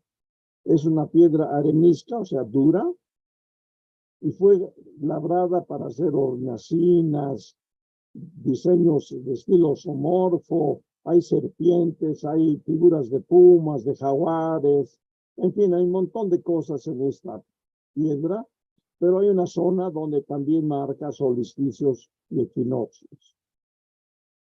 Ahí está la salida del sol en el solsticio de invierno. Una cosa interesante es que parece que para la cultura originaria de esa zona, estamos ya entre los valles y la Amazonía, era muy importante ver si salía el lucero del alba, el planeta Venus.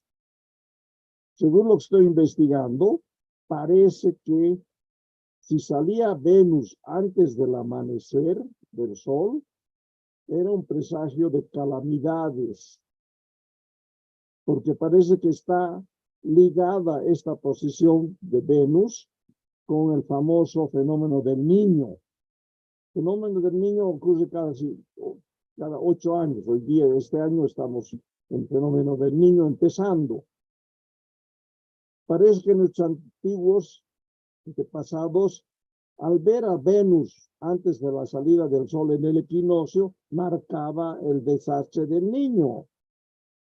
Sabemos que hoy estamos muy preocupados por el niño porque va a traer en unos lugares sequía y en otros lugares inundaciones. El agua del mar se calienta y produce un cambio meteorológico muy fuerte. Y parece que nuestros pueblos antepasados, mirando Venus, sabían si iba a haber o no ese problema. Yo he ido un año cuando he sacado fotos, no les interesaba ver la salida del sol en el solsticio. Querían ver primero si salía Venus. Y ese año, hace 5 o 6 años atrás, salió Venus. Para ellos era desastre. Iba a haber inundaciones o sequías, como lo que va a ocurrir este próximo año. Entonces, parece que ellos tenían ese conocimiento y era importante la posición de Venus, mirada desde ese lugar que se llama Samaipata. Y para terminar, Machu Picchu, un peruano, una hermosa construcción, fantástica es Machu Picchu. Ahí tienen las construcciones que están en la ladera de la montaña. Fíjense que todas las construcciones son angulares, 90 grados, todas las paredes. La única donde está la flecha roja es circular. La única de construcción circular es esto que le llaman el torreón. Todo lo demás, las paredes de todas las otras edificaciones son angulares, 90 grados. Ahí está el torreón. Fíjense la forma circular a un lado y el otro lado recto. Resulta que aquí también el sol en el solsticio de invierno se va a posar sobre esta piedra que está dentro de esa semicírculo. Así ocurre. Ahí tiene el interior, ahí está la ventana, por donde entra el haz de luz y se posa sobre esta rara construcción, una piedra al centro, completamente rara, no sabemos cómo la han pulido así. Por fuera se ve la ventana, con todo iluminado, con todo el sol, y por la ventana que está al centro, entra el sol y se posa así sobre esa rara piedra que está al centro. Muy pulido una parte, la lateral de esta piedra igual muy bien pulida, el resto no. Y se ha hecho inclusive un estudio con una plomada, cómo la plomada marca exactamente esta posición el 21 de junio, solsticio de invierno. Ahí para ellos también marcaba el inicio de un nuevo ciclo y el fin de otro ciclo. O sea, muy exacto. Fíjense la plomada, cómo, ahí se ve la sombra de la plomada, cómo el hilo de la plomada es exactamente perpendicular a esa piedra tallada, marcando con exactitud el inicio de un nuevo ciclo, hoy llamado Año Nuevo. Bien, vamos a concluir aquí. Un poco de publicidad en el Centro Astronómico de Tiwanaku. Tenemos salas de exposición de astronomía antigua, salas de exposición de astronomía moderna, tenemos una luna gigante, tenemos telescopios. Ese es el centro que llamamos Complejo Astronómico Andino Chacana. Tenemos un pequeño planetario y ahí están los telescopios que usamos en las noches. Después de ver el cielo, explicar las constelaciones andinas, podemos saber, qué sé yo, planetas, nebulosas, galaxias con los telescopios. Bien, terminamos aquí la tercera sesión. Ahí está la puerta del Kalasasaya. Y les agradezco su atención. Bien, estamos en buena hora, 9:30 de la noche. Tenemos todavía unos minutos para algunas preguntas o comentarios que quieran hacer. Bueno, ahora voy a tratar de aparecer, no sé cómo, pero vamos a tratar de... Ahí estamos, en nuestra plataforma. Tengo 20 participantes. Las últimas personas que se han adherido me van a dar sus nombres porque ya hemos visto la lista de asistencia y todos tienen que traer porque tiene puntaje, ¿eh? La asistencia a las charlas tiene un puntaje bastante alto. Las respuestas a las preguntas que hacemos en la plataforma en cada una de las charlas tiene también su puntaje. Así que no sé quién han sido los últimos que han entrado. Vamos a tratar de identificar. Víctor Hugo Jaldín. Un ratito, Víctor Hugo Jaldín. Un ratito, te Correcto. busco.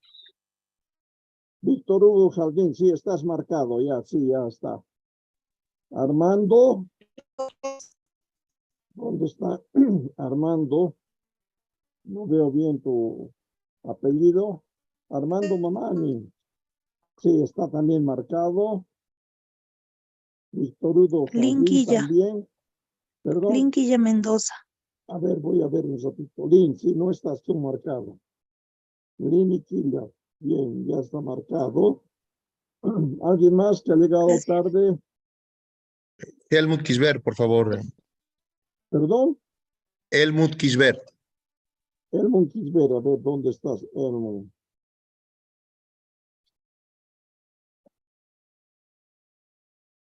No te encuentro. ¿Has participado en las anteriores reuniones? No. No. Recién ahora pude Entonces entrar. no estás en la lista. Sí, te voy a poner a la lista. Helmut Kisbert. Sí, creo que son los 20 que han asistido hoy día. 2, 4, 6, 8, un ratito. 10, 12, 14, 16, 18, 19, 20. Sí, están los 20. Perfecto.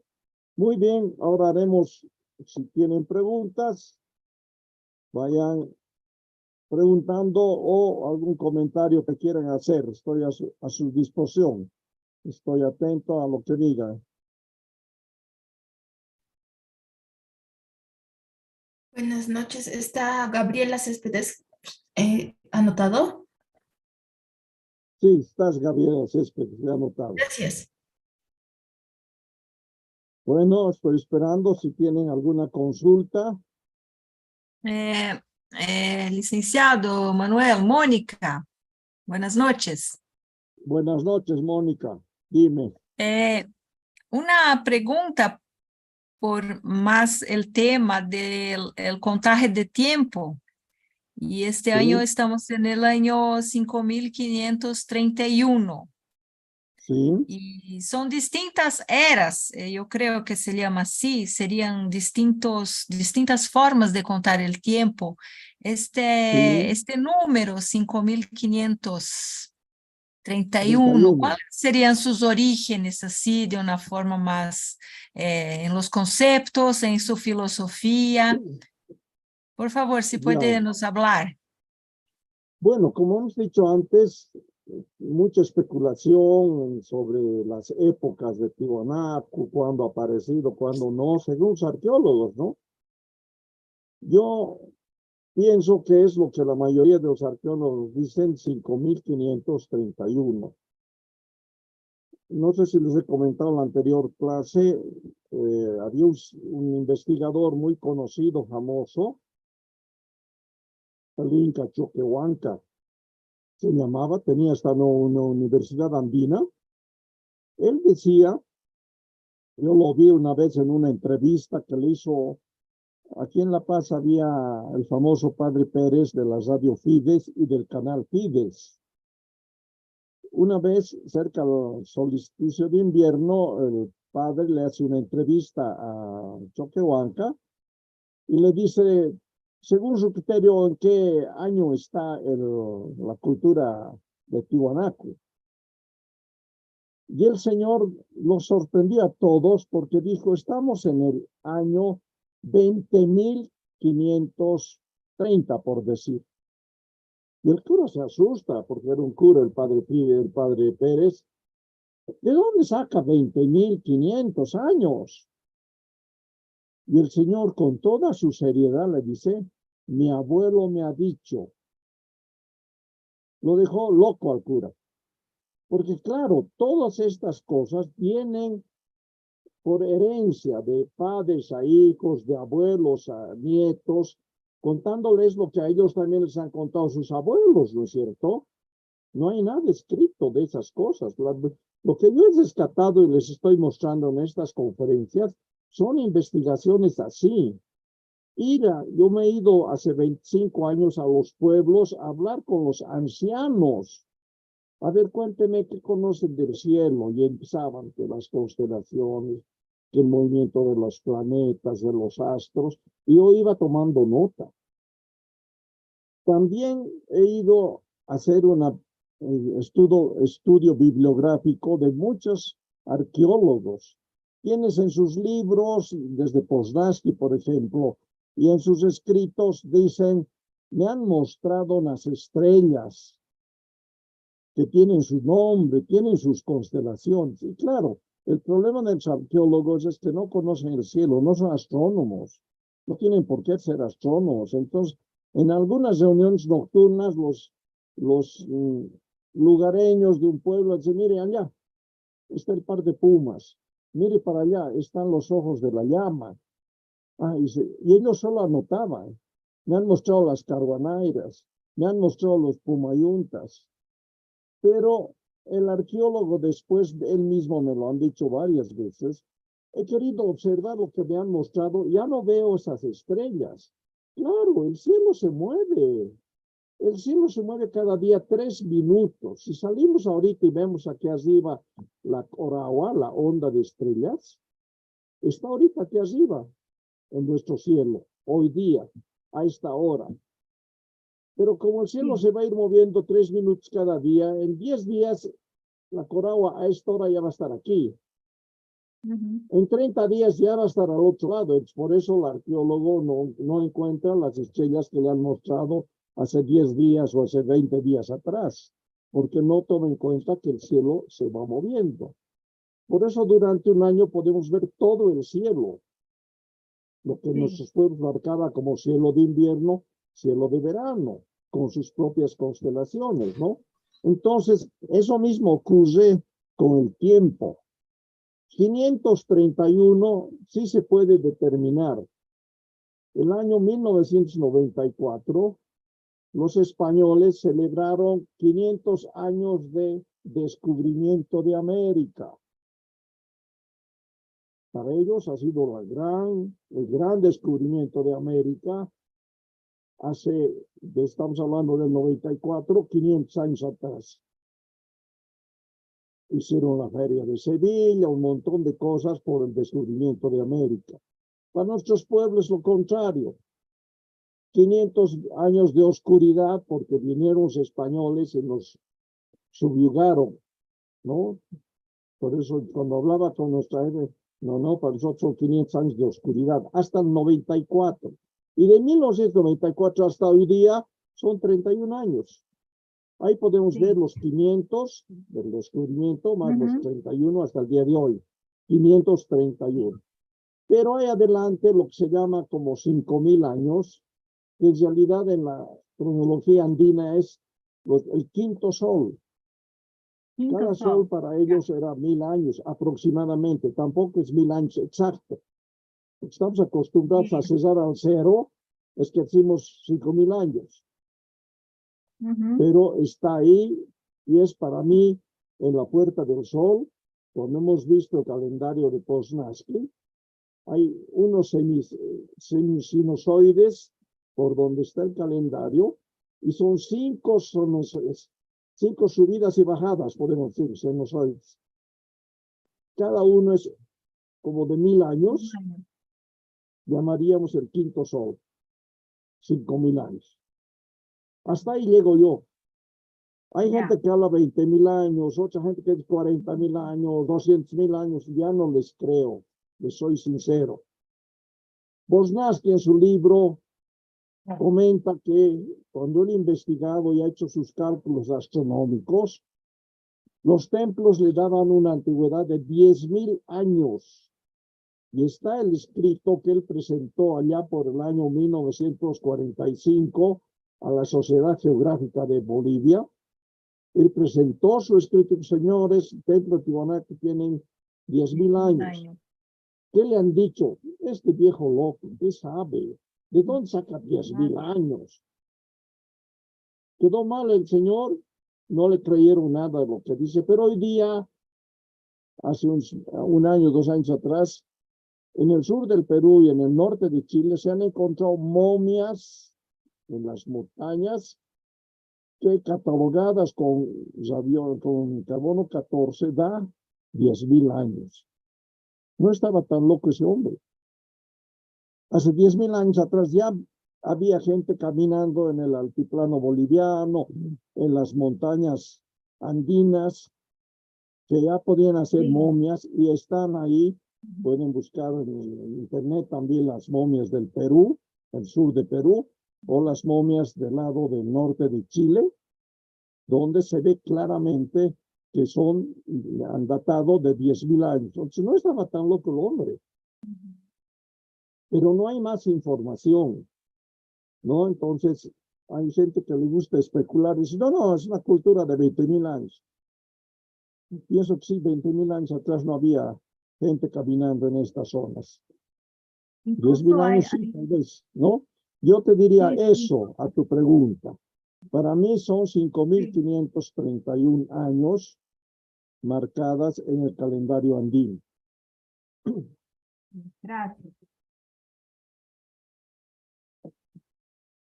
¿Alguna pregunta más, por favor?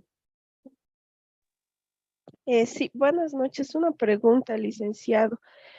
¿Se me Sí, escucha dime. bien? Sí, te escucho bien. Ya. Bien, en el modelo geocéntrico hay un sistema, el tolemaico, que es la retrogradación planetaria, ¿cierto? Este Vilcacuti, este retorno del Sol, ¿haría referencia a una retrogradación solar de igual forma? ¿O cómo se podría explicar ese retorno del Sol? No, bueno, los griegos tenían también otra forma de marcar el tiempo, ¿no? Si vemos un poco de la historia de la astronomía, todos los pueblos y las culturas ancestrales tenían 13 meses, todas, Egipto y otras y aztecas, porque las armaron mirando el cielo. ¿Y cómo podemos hace 5.000 años atrás saber cuándo se siembra, cuándo viene la lluvia? Muy difícil.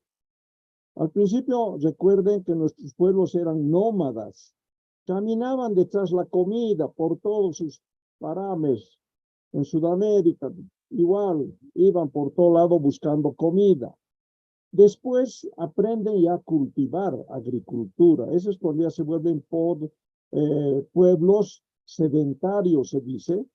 Ya empiezan a construir sus casas, sus ciudades, porque ya podían sembrar y cosechar. Ya tenían su ciclo agrícola. Pero todavía era difícil. ¿Cuándo se empieza a sembrar? No puedes sembrar cualquier día. A ver, ahorita sembrar. Tal vez te salga un poco porque ya estamos entrando a la primavera. Pero si siembras en pleno invierno, se quema todo. O en otras épocas. Entonces ellos empezaron a armar sus calendarios mirando el cielo. Primero, día y noche, ya tenían un parámetro para el día. Después, órbita de la luna, las lunaciones, como hemos explicado. Tiempo corto, 7 días, mirando la luna. Un día la luna está llena, hoy día ya no es llena, ya está una parte nomás iluminada, después va a desaparecer, después va a aparecer iluminada el otro lado. Pues se dieron cuenta que eso es cíclico. Cada 7 días la luna cambia de forma por la luz de exposición de iluminación con el sol.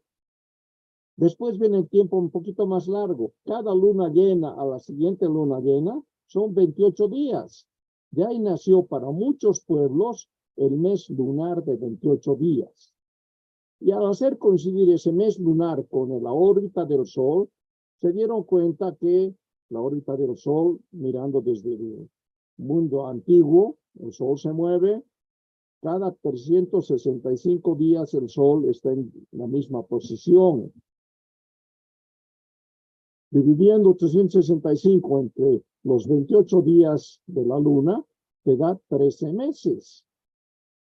Entonces, de ahí nace el calendario de 13 meses que tenían los egipcios, tenían algunos pueblos en el Japón, los árabes también manejaban ese tipo de meses, hasta que en la Edad Media, está en la historia de la astronomía, empiezan a ver los cambios del calendario.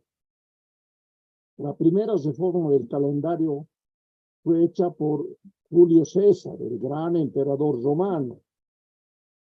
De que los meses de 13, él dijo, no, yo soy un dios, creo mi mes de julio, y como soy dios va a ser más grande. 30 días tiene mi mes. Y empezaron a hacer el desbarajuste de los calendarios lunares. Después apareció César Augusto, el otro gran emperador romano, que se creía más que el otro. Yo soy más grande, creo mi mes de agosto, y como soy más grande, va a tener más días. Y así destruyeron ese calendario de 13 meses de 28 días. Hoy en día, te fijas, el calendario es completamente artificial. Tenemos meses de 30 días y de 31 días. El único mes que ha permanecido de 28 es febrero.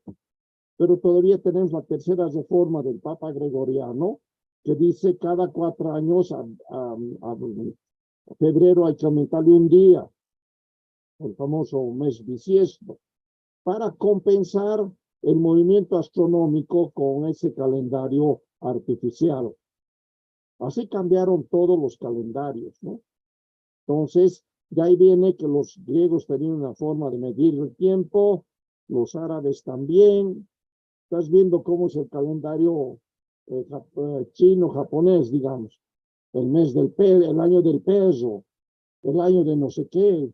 Cada año tiene el nombre de un animal. Es completamente diferente. Los árabes igual tienen su forma como medir el tiempo. Pero la mayoría coincide en alrededor de 5,000 años atrás. Si ustedes vean en el internet las otras culturas, una están los judíos, por ejemplo, 5,300, los árabes 5,000 y tantos, los chinos 5,000 y tantos, y ahí me incluyo yo, decir también nuestra cultura es de hace 5,000 años. Más o menos, con diferencia de unos cuantos años, casi todos empiezan a contar sus años hace 5,000 años. Eso es lo que yo les puedo comentar respecto a esto. Es un tema muy discutible, no hay mucho escrito, pero pensamos que estamos por los 5,000. Irnos a los 10,000, no hay muchas referencias. Peor si vamos a 20,000 o más atrás. Pero hay gente que habla que sí, son culturas milenarias. Eso podría comentarles sobre tu pregunta. Gracias, licenciado. ¿Alguna pregunta más, por favor? Buenas noches, licenciado. Una consulta acerca sobre los incas cuando, ¿qué sería exactamente lo que ellos hacían con lo que es el cielo? Por ejemplo, un yatiri se encargaba de leer o interpretar las hojas de coca y en función a eso daba predicciones. Pero imagino que también habría algún tipo especial de inca que se encargaba de interpretar los cielos, ¿verdad? Para ver cuándo va a venir el invierno, el verano, el otoño, todo eso. Entonces, ambos de estos dos profesionales eran considerados, ¿cómo sería? Como si adivinaran las cosas, o es que al inca que interpretaba los cielos se lo podía decir que era un científico y no así como como un brujo, un mago, como lo consideran al Yatiri. No sé si me dejo entender, licenciado. Sí, mira, lo que yo digo es que la primera cultura ha sido Tiwanaku. No sabemos exactamente, igual hay especulaciones, cuando desaparece Tiwanaku en el año 1200 y poco. Una teoría que dice que ha habido un gran desastre y ahí desaparece Tiwanaku en su esplendor. En lo que se llama Tiwanaku imperial, ¡pum!, desaparece de repente. Y hay dos teorías. Una que es un desastre, que puede haberse entrado el lago y ha inundado y ha deshecho todo. O otra que dice que ha habido 50 años de sequías. Si hay 50 años de sequía, hoy nomás estamos peleando con la sequía que nos ha pescado hace 2 años. En el campo están muy asustados, se han arruinado muchas cosechas por falta de agua y todo eso. 2 años. 50 años ha sido terrible. Entonces dice que todos los pueblos que formaban Tiwanaku empiezan a sublevarse por hambre. Pero también sabían que en Tiwanaku había comida, porque todos los pueblos cada año mandaban su ofrenda a los líderes, llamémoslos rey, emperador, y mandaban de todo el imperio comida, qué sé yo, papas, chuños, fruta de los valles, maíz de Cochabamba, todo eso iban llegando aquí. Y en algunas partes de Tiwanaku, en las laderas, he encontrado bastante de esos productos enterrados. Parece que hacían silos donde guardaban esas comidas, esos alimentos, ya vemos. Parece que los pueblos circundantes sabían que había comida en Tiwanaku. Como estaban en hambruna, se empiezan a sublevar y vienen sobre Tiwanaku por la comida. Y los que viven en Tiwanaku dicen van a venir a destruir los templos y según esa teoría, ellos mismos tapan los templos, los entierran. Es así como se ha encontrado hasta el día de hoy la pirámide enterrada, Calasasaya estaba enterrada, el Tepletzen subterráneo estaba enterrado y hay todavía varios templos enterrados, no se los ha descubierto todavía. Entonces, ahí viene esa teoría de que ellos enterraban para evitar que sea destruido. Según lo que dicen los arqueólogos, Poznański, Ponce San Ginés, mismo Escalante, en eso que hemos visto al principio, muere Tiwanaku y hay como 100, 150 años de los señoríos aymaras, le llamamos, o sea, no había un líder, qué sé yo, rey, o podemos llamarlo emperador, no sé qué nombre le daban. Y después aparecen los incas. Y está la leyenda de los incas, salen de la Isla del Sol. Era uno de los pueblos que perteneció antes al imperio Tiwanaku, pero el inca sale con toda su gente y según la leyenda dice, donde su cetro de oro se hunde, ahí va a fundar un nuevo imperio. Y es lo que ocurre. El inca y toda su gente que dicen que salen de la Isla del Sol, llegan a Cusco, ahí se hunde su cetro y crea el imperio de los incas. Yo los asimilo mucho al tema de Grecia y Roma. Los griegos eran los grandes sabios en matemáticas, en todo, medicina, construcciones, todo. Pero llega un momento en que desaparece Grecia y aparece Roma. Y Roma agarra toda la sabiduría de Grecia y la sigue usando en matemáticas, en arquitectura, en todo. Para mí ha pasado algo parecido aquí.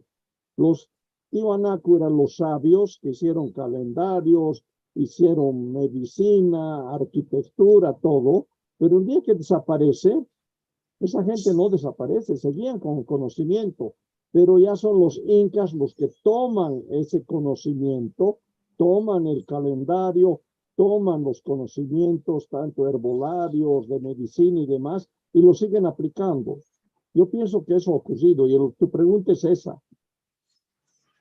Los amautas y yatiris que llamamos, que para los europeos eran brujos, ellos sabían leer la coca, sabían leer el cielo, sabían medicina, sabían arquitectura, sabían muchas cosas que los incas se asimilan. Y por eso ellos también tienen ese tipo de conocimiento. Es lo que estamos viendo hoy en día. Hay yatiris que saben leer la coca, pero no todos. Hay otros que son, digamos, mentirosos, ¿no? No saben hacer eso.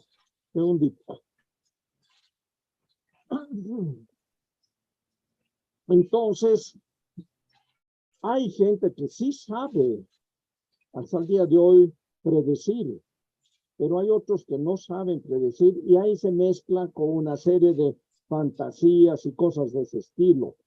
Eso es lo que está pasando. Yo conozco verdaderos yatiris, verdaderos amautas, pero también hay gente que se pone a hablar fantasías, cosas raras, y hay otros que les creen. Por ejemplo, decir, no falta un yatir, conocían todos los planetas, conocían Urano, Neptuno. Mentira, ¿cómo van a conocer si esos planetas están tan lejanos que necesitas telescopios para verlos? Los 5 planetas visibles a simple vista las conocían. Tienen sus nombres en aymara y en quechua. Mercurio, Venus, Marte, Júpiter y Saturno. Pero los otros planetas ni se los ve. Se los han descubierto con telescopios. Pero si empiezas a fantasear, digo yo, no conocían porque ellos sabían dónde estaban. ¿Cómo? Mentira. Lo digo así de claro, mentira. ¿No? Igual cuando vienen a hacer sus calendarios raros, yo me baso en las investigaciones que he hecho en varios pueblos. Yo hablaba con los ancianos, ellos me explicaban, y con el conocimiento que tenía de astronomía les he creído y he rescatado las constelaciones andinas. Hemos rescatado entre varios investigadores el calendario andino de los 5.531, de 13 meses, las fiestas andinas que les he mostrado en estas 3 charlas. Hasta ahí llego yo. Lo demás para mí es fantasear. Creer que en Tiwanaku hay una pista de ovnis, no les creo. Todavía hay la leyenda de que habían gigantes. Eso todavía está pendiente. Cualquier rato es posible que encontremos un catafalco con restos humanos o de otro tipo, pero de gigantes. ¿Tú sabes lo que pasaría con toda la biología? Según la teoría de Darwin, nosotros venimos del mono, ¿no es cierto? Pero no entra ningún gigante en esa cronología del mono. Sería el tacho, por eso también es simplemente una hipótesis, porque no está comprobado. Es la que mejor se mete en la forma de dónde sale el hombre, que venimos del mono, dicen, ¿no ve? Pero si aparece un gigante de 8 metros, ya pues esa teoría se va al tacho, ¿no? Entonces, son teorías más o menos, igual que la del Big Bang, es la teoría más que se arma para saber cómo ha nacido el universo. Pero son teorías, no son comprobadas todavía. Y en ese nivel también está lo que estamos hablando, ¿no? Entonces, se habla mucho de que ellos podían trascender a otros niveles para predecir, para pronosticar. Sí, se ha encontrado que ellos tenían una serie de polvillos que inhalaban y los hacía entrar a otros niveles. Y ahí encontraban respuesta a lo que les preguntaba. ¿Cómo va a ser este año? ¿Va a ser año seco o año lluvioso? ¿Cómo va a ser las cosechas? ¿Hay que hacerlas antes? ¿Hay que hacerlas después? Todo eso te responde un yatiri. Pero el verdadero yatiri sabe leer la coca. Para mí los pacos que decimos, los habladores, se ponen a hablar de un montón de cosas que ni saben. Y no es cierto. Hasta ahí podría llegar yo de explicarte cómo todo el conocimiento tiwanaku lo usan los incas y nacen hasta el día de hoy, tanto en Aymara y en Quechua, los yatiris, los amautas, que saben hacer eso. Una simple cosa, por ejemplo, cuando ves un yatiri haciendo su ceremonia, de repente el yatiri tiene un crucifijo colgado en su cuello. Ya está, ese no es verdadero yatiri. ¿Qué tiene que ver el crucifijo católico cristiano en un yatiri? Es ya una mezcla de culturas que el ñato no sabe por dónde va. Para mí ese ya no es un verdadero yatiri. Un verdadero yatiri tiene que usar sus cosas, la coca, una serie de emblemas como las chacanas, solar, lunar que hemos hablado. Esos son elementos del yatiri. Pero fíjate, hay yatiris que andan con su cruz cristiana ahí colgada, su cruz católica. Es una mezcla y muchas cosas hoy en día están en esa mezcla de lo andino con lo católico. Van a la iglesia, entran a la misa, están saliendo, están challando la tierra a la mamá, a la Pachamama. Ese sincretismo sí se considera hasta el día de hoy, ¿no es cierto? Hay en pueblos, por ejemplo, recién han sido una serie de festividades, San Pedro, San Pablo, el mismo Señor del Rayo. Es una mezcla entre católico y andino. Entonces, hoy en día, agosto llamamos mes de la Pachamama. No, no existía agosto. Era el segundo mes del calendario andino, el mes de la Pachamama. Pero está dividido entre julio y agosto. Sin embargo, anda a charlar hoy día y decir, no, agosto no es mes de la Pachamama, te cosetean, te pueden pegar. Porque para ellos agosto es el mes de la Pachamama, no. Es el segundo mes del calendario andino el que representa el despertar de la Pachamama. Pero hay esas mezclas de culturas muy difíciles de separar hoy en día. Es lo que yo les puedo comentar respecto a tu pregunta. Muchas gracias, licenciado. ¿Me escucha, licenciado? Sí, adelante. Quiero hacer una consulta. Primero, a lo mejor, especular un poquito, ¿no? Respecto al tema de los restos arqueológicos. Si hacemos un recuento, los restos arqueológicos como Tiwanaku, el tema de los incas en Copacabana, y bueno, la mayoría de ellos, licenciado, están emplazados en las alturas, ¿no? No hay, por lo que veo, no hay restos arqueológicos en las partes bajas, digamos, ¿no? Entonces, los pisos ecológicos, es decir, estas construcciones siempre están en los pisos ecológicos elevados, ¿no? Entonces, puede ser una casualidad o a lo mejor ha habido una era diluviana, ¿no? Por eso también esas construcciones se hacen así. Otra prueba tenemos el Machu Picchu. Imagínense, el Machu Picchu está a 4.000 metros sobre el nivel del mar, 4.000 a 5.000, ¿no es cierto? Entonces, ¿será que estas culturas se han ido a emplazar justamente en las alturas porque a lo mejor la naturaleza de ese momento era diluviana, ¿no? Habían diluvios, ¿no? Y por eso siempre se han emplazado en las alturas. ¿Qué opinión le merece, licenciado? Sí, puede ser cierto, pero no te olvides, por ejemplo, la cultura mojos es en el Beni. No hay montañas en el Beni. Y ha sido una gran cultura la de mojos, ¿no? La que ha hecho unas lagunas, ha marcado todo su territorio por canales. Hoy en día yo conozco un grupo de arqueólogos que están trabajando en mojos, en Beni. Hay culturas, pero lo único yo diría que no han sido zonas muy bien estudiadas. Toda la zona de Santa Cruz. Ha habido pueblos ancestrales, pero no hay hasta ahora una verdadera investigación para saber qué se llamaban o qué. Lo que les acabo de decir sobre, ¿cómo se llama? Sobre Samaipata. Hay dos culturas que han sido las primeras en Samaipata y no se tiene datos quiénes eran. No hay rastros. Después han entrado los guaraníes, han entrado los tiwanakus, han entrado los incas. Se encuentran restos de ellos. Pero los primeros que han empezado a tallar la piedra del Samaipata, se encuentra esos zigzags redondos, puertas, hechas por las primeras culturas que no se tiene idea de quién son. Y eso es falta de investigación, ¿no?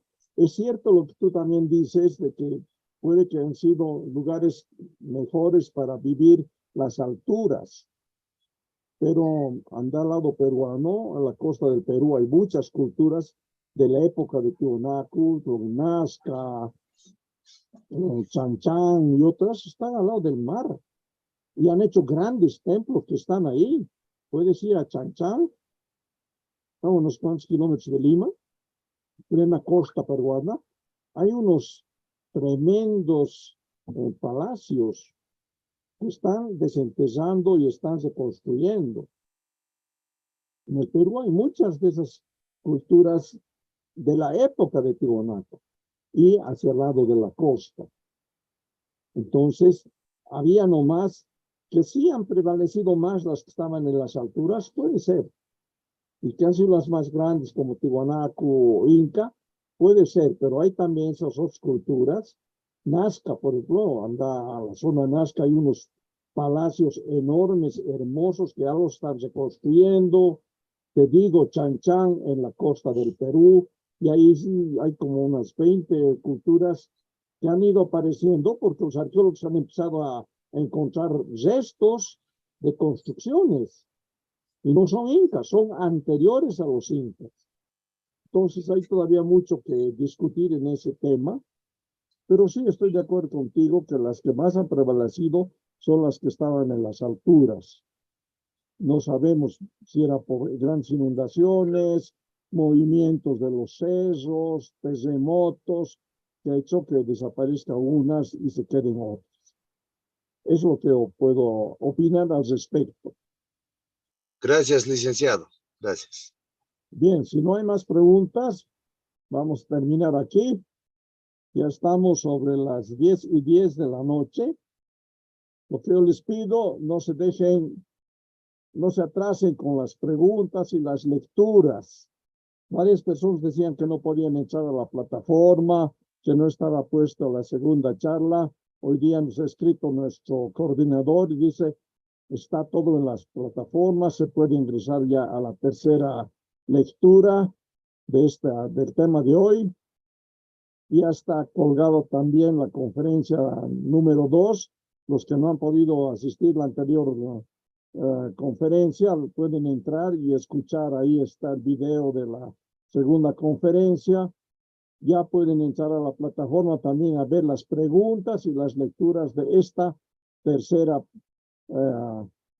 reunión, ¿no? Nuestra tercera reunión.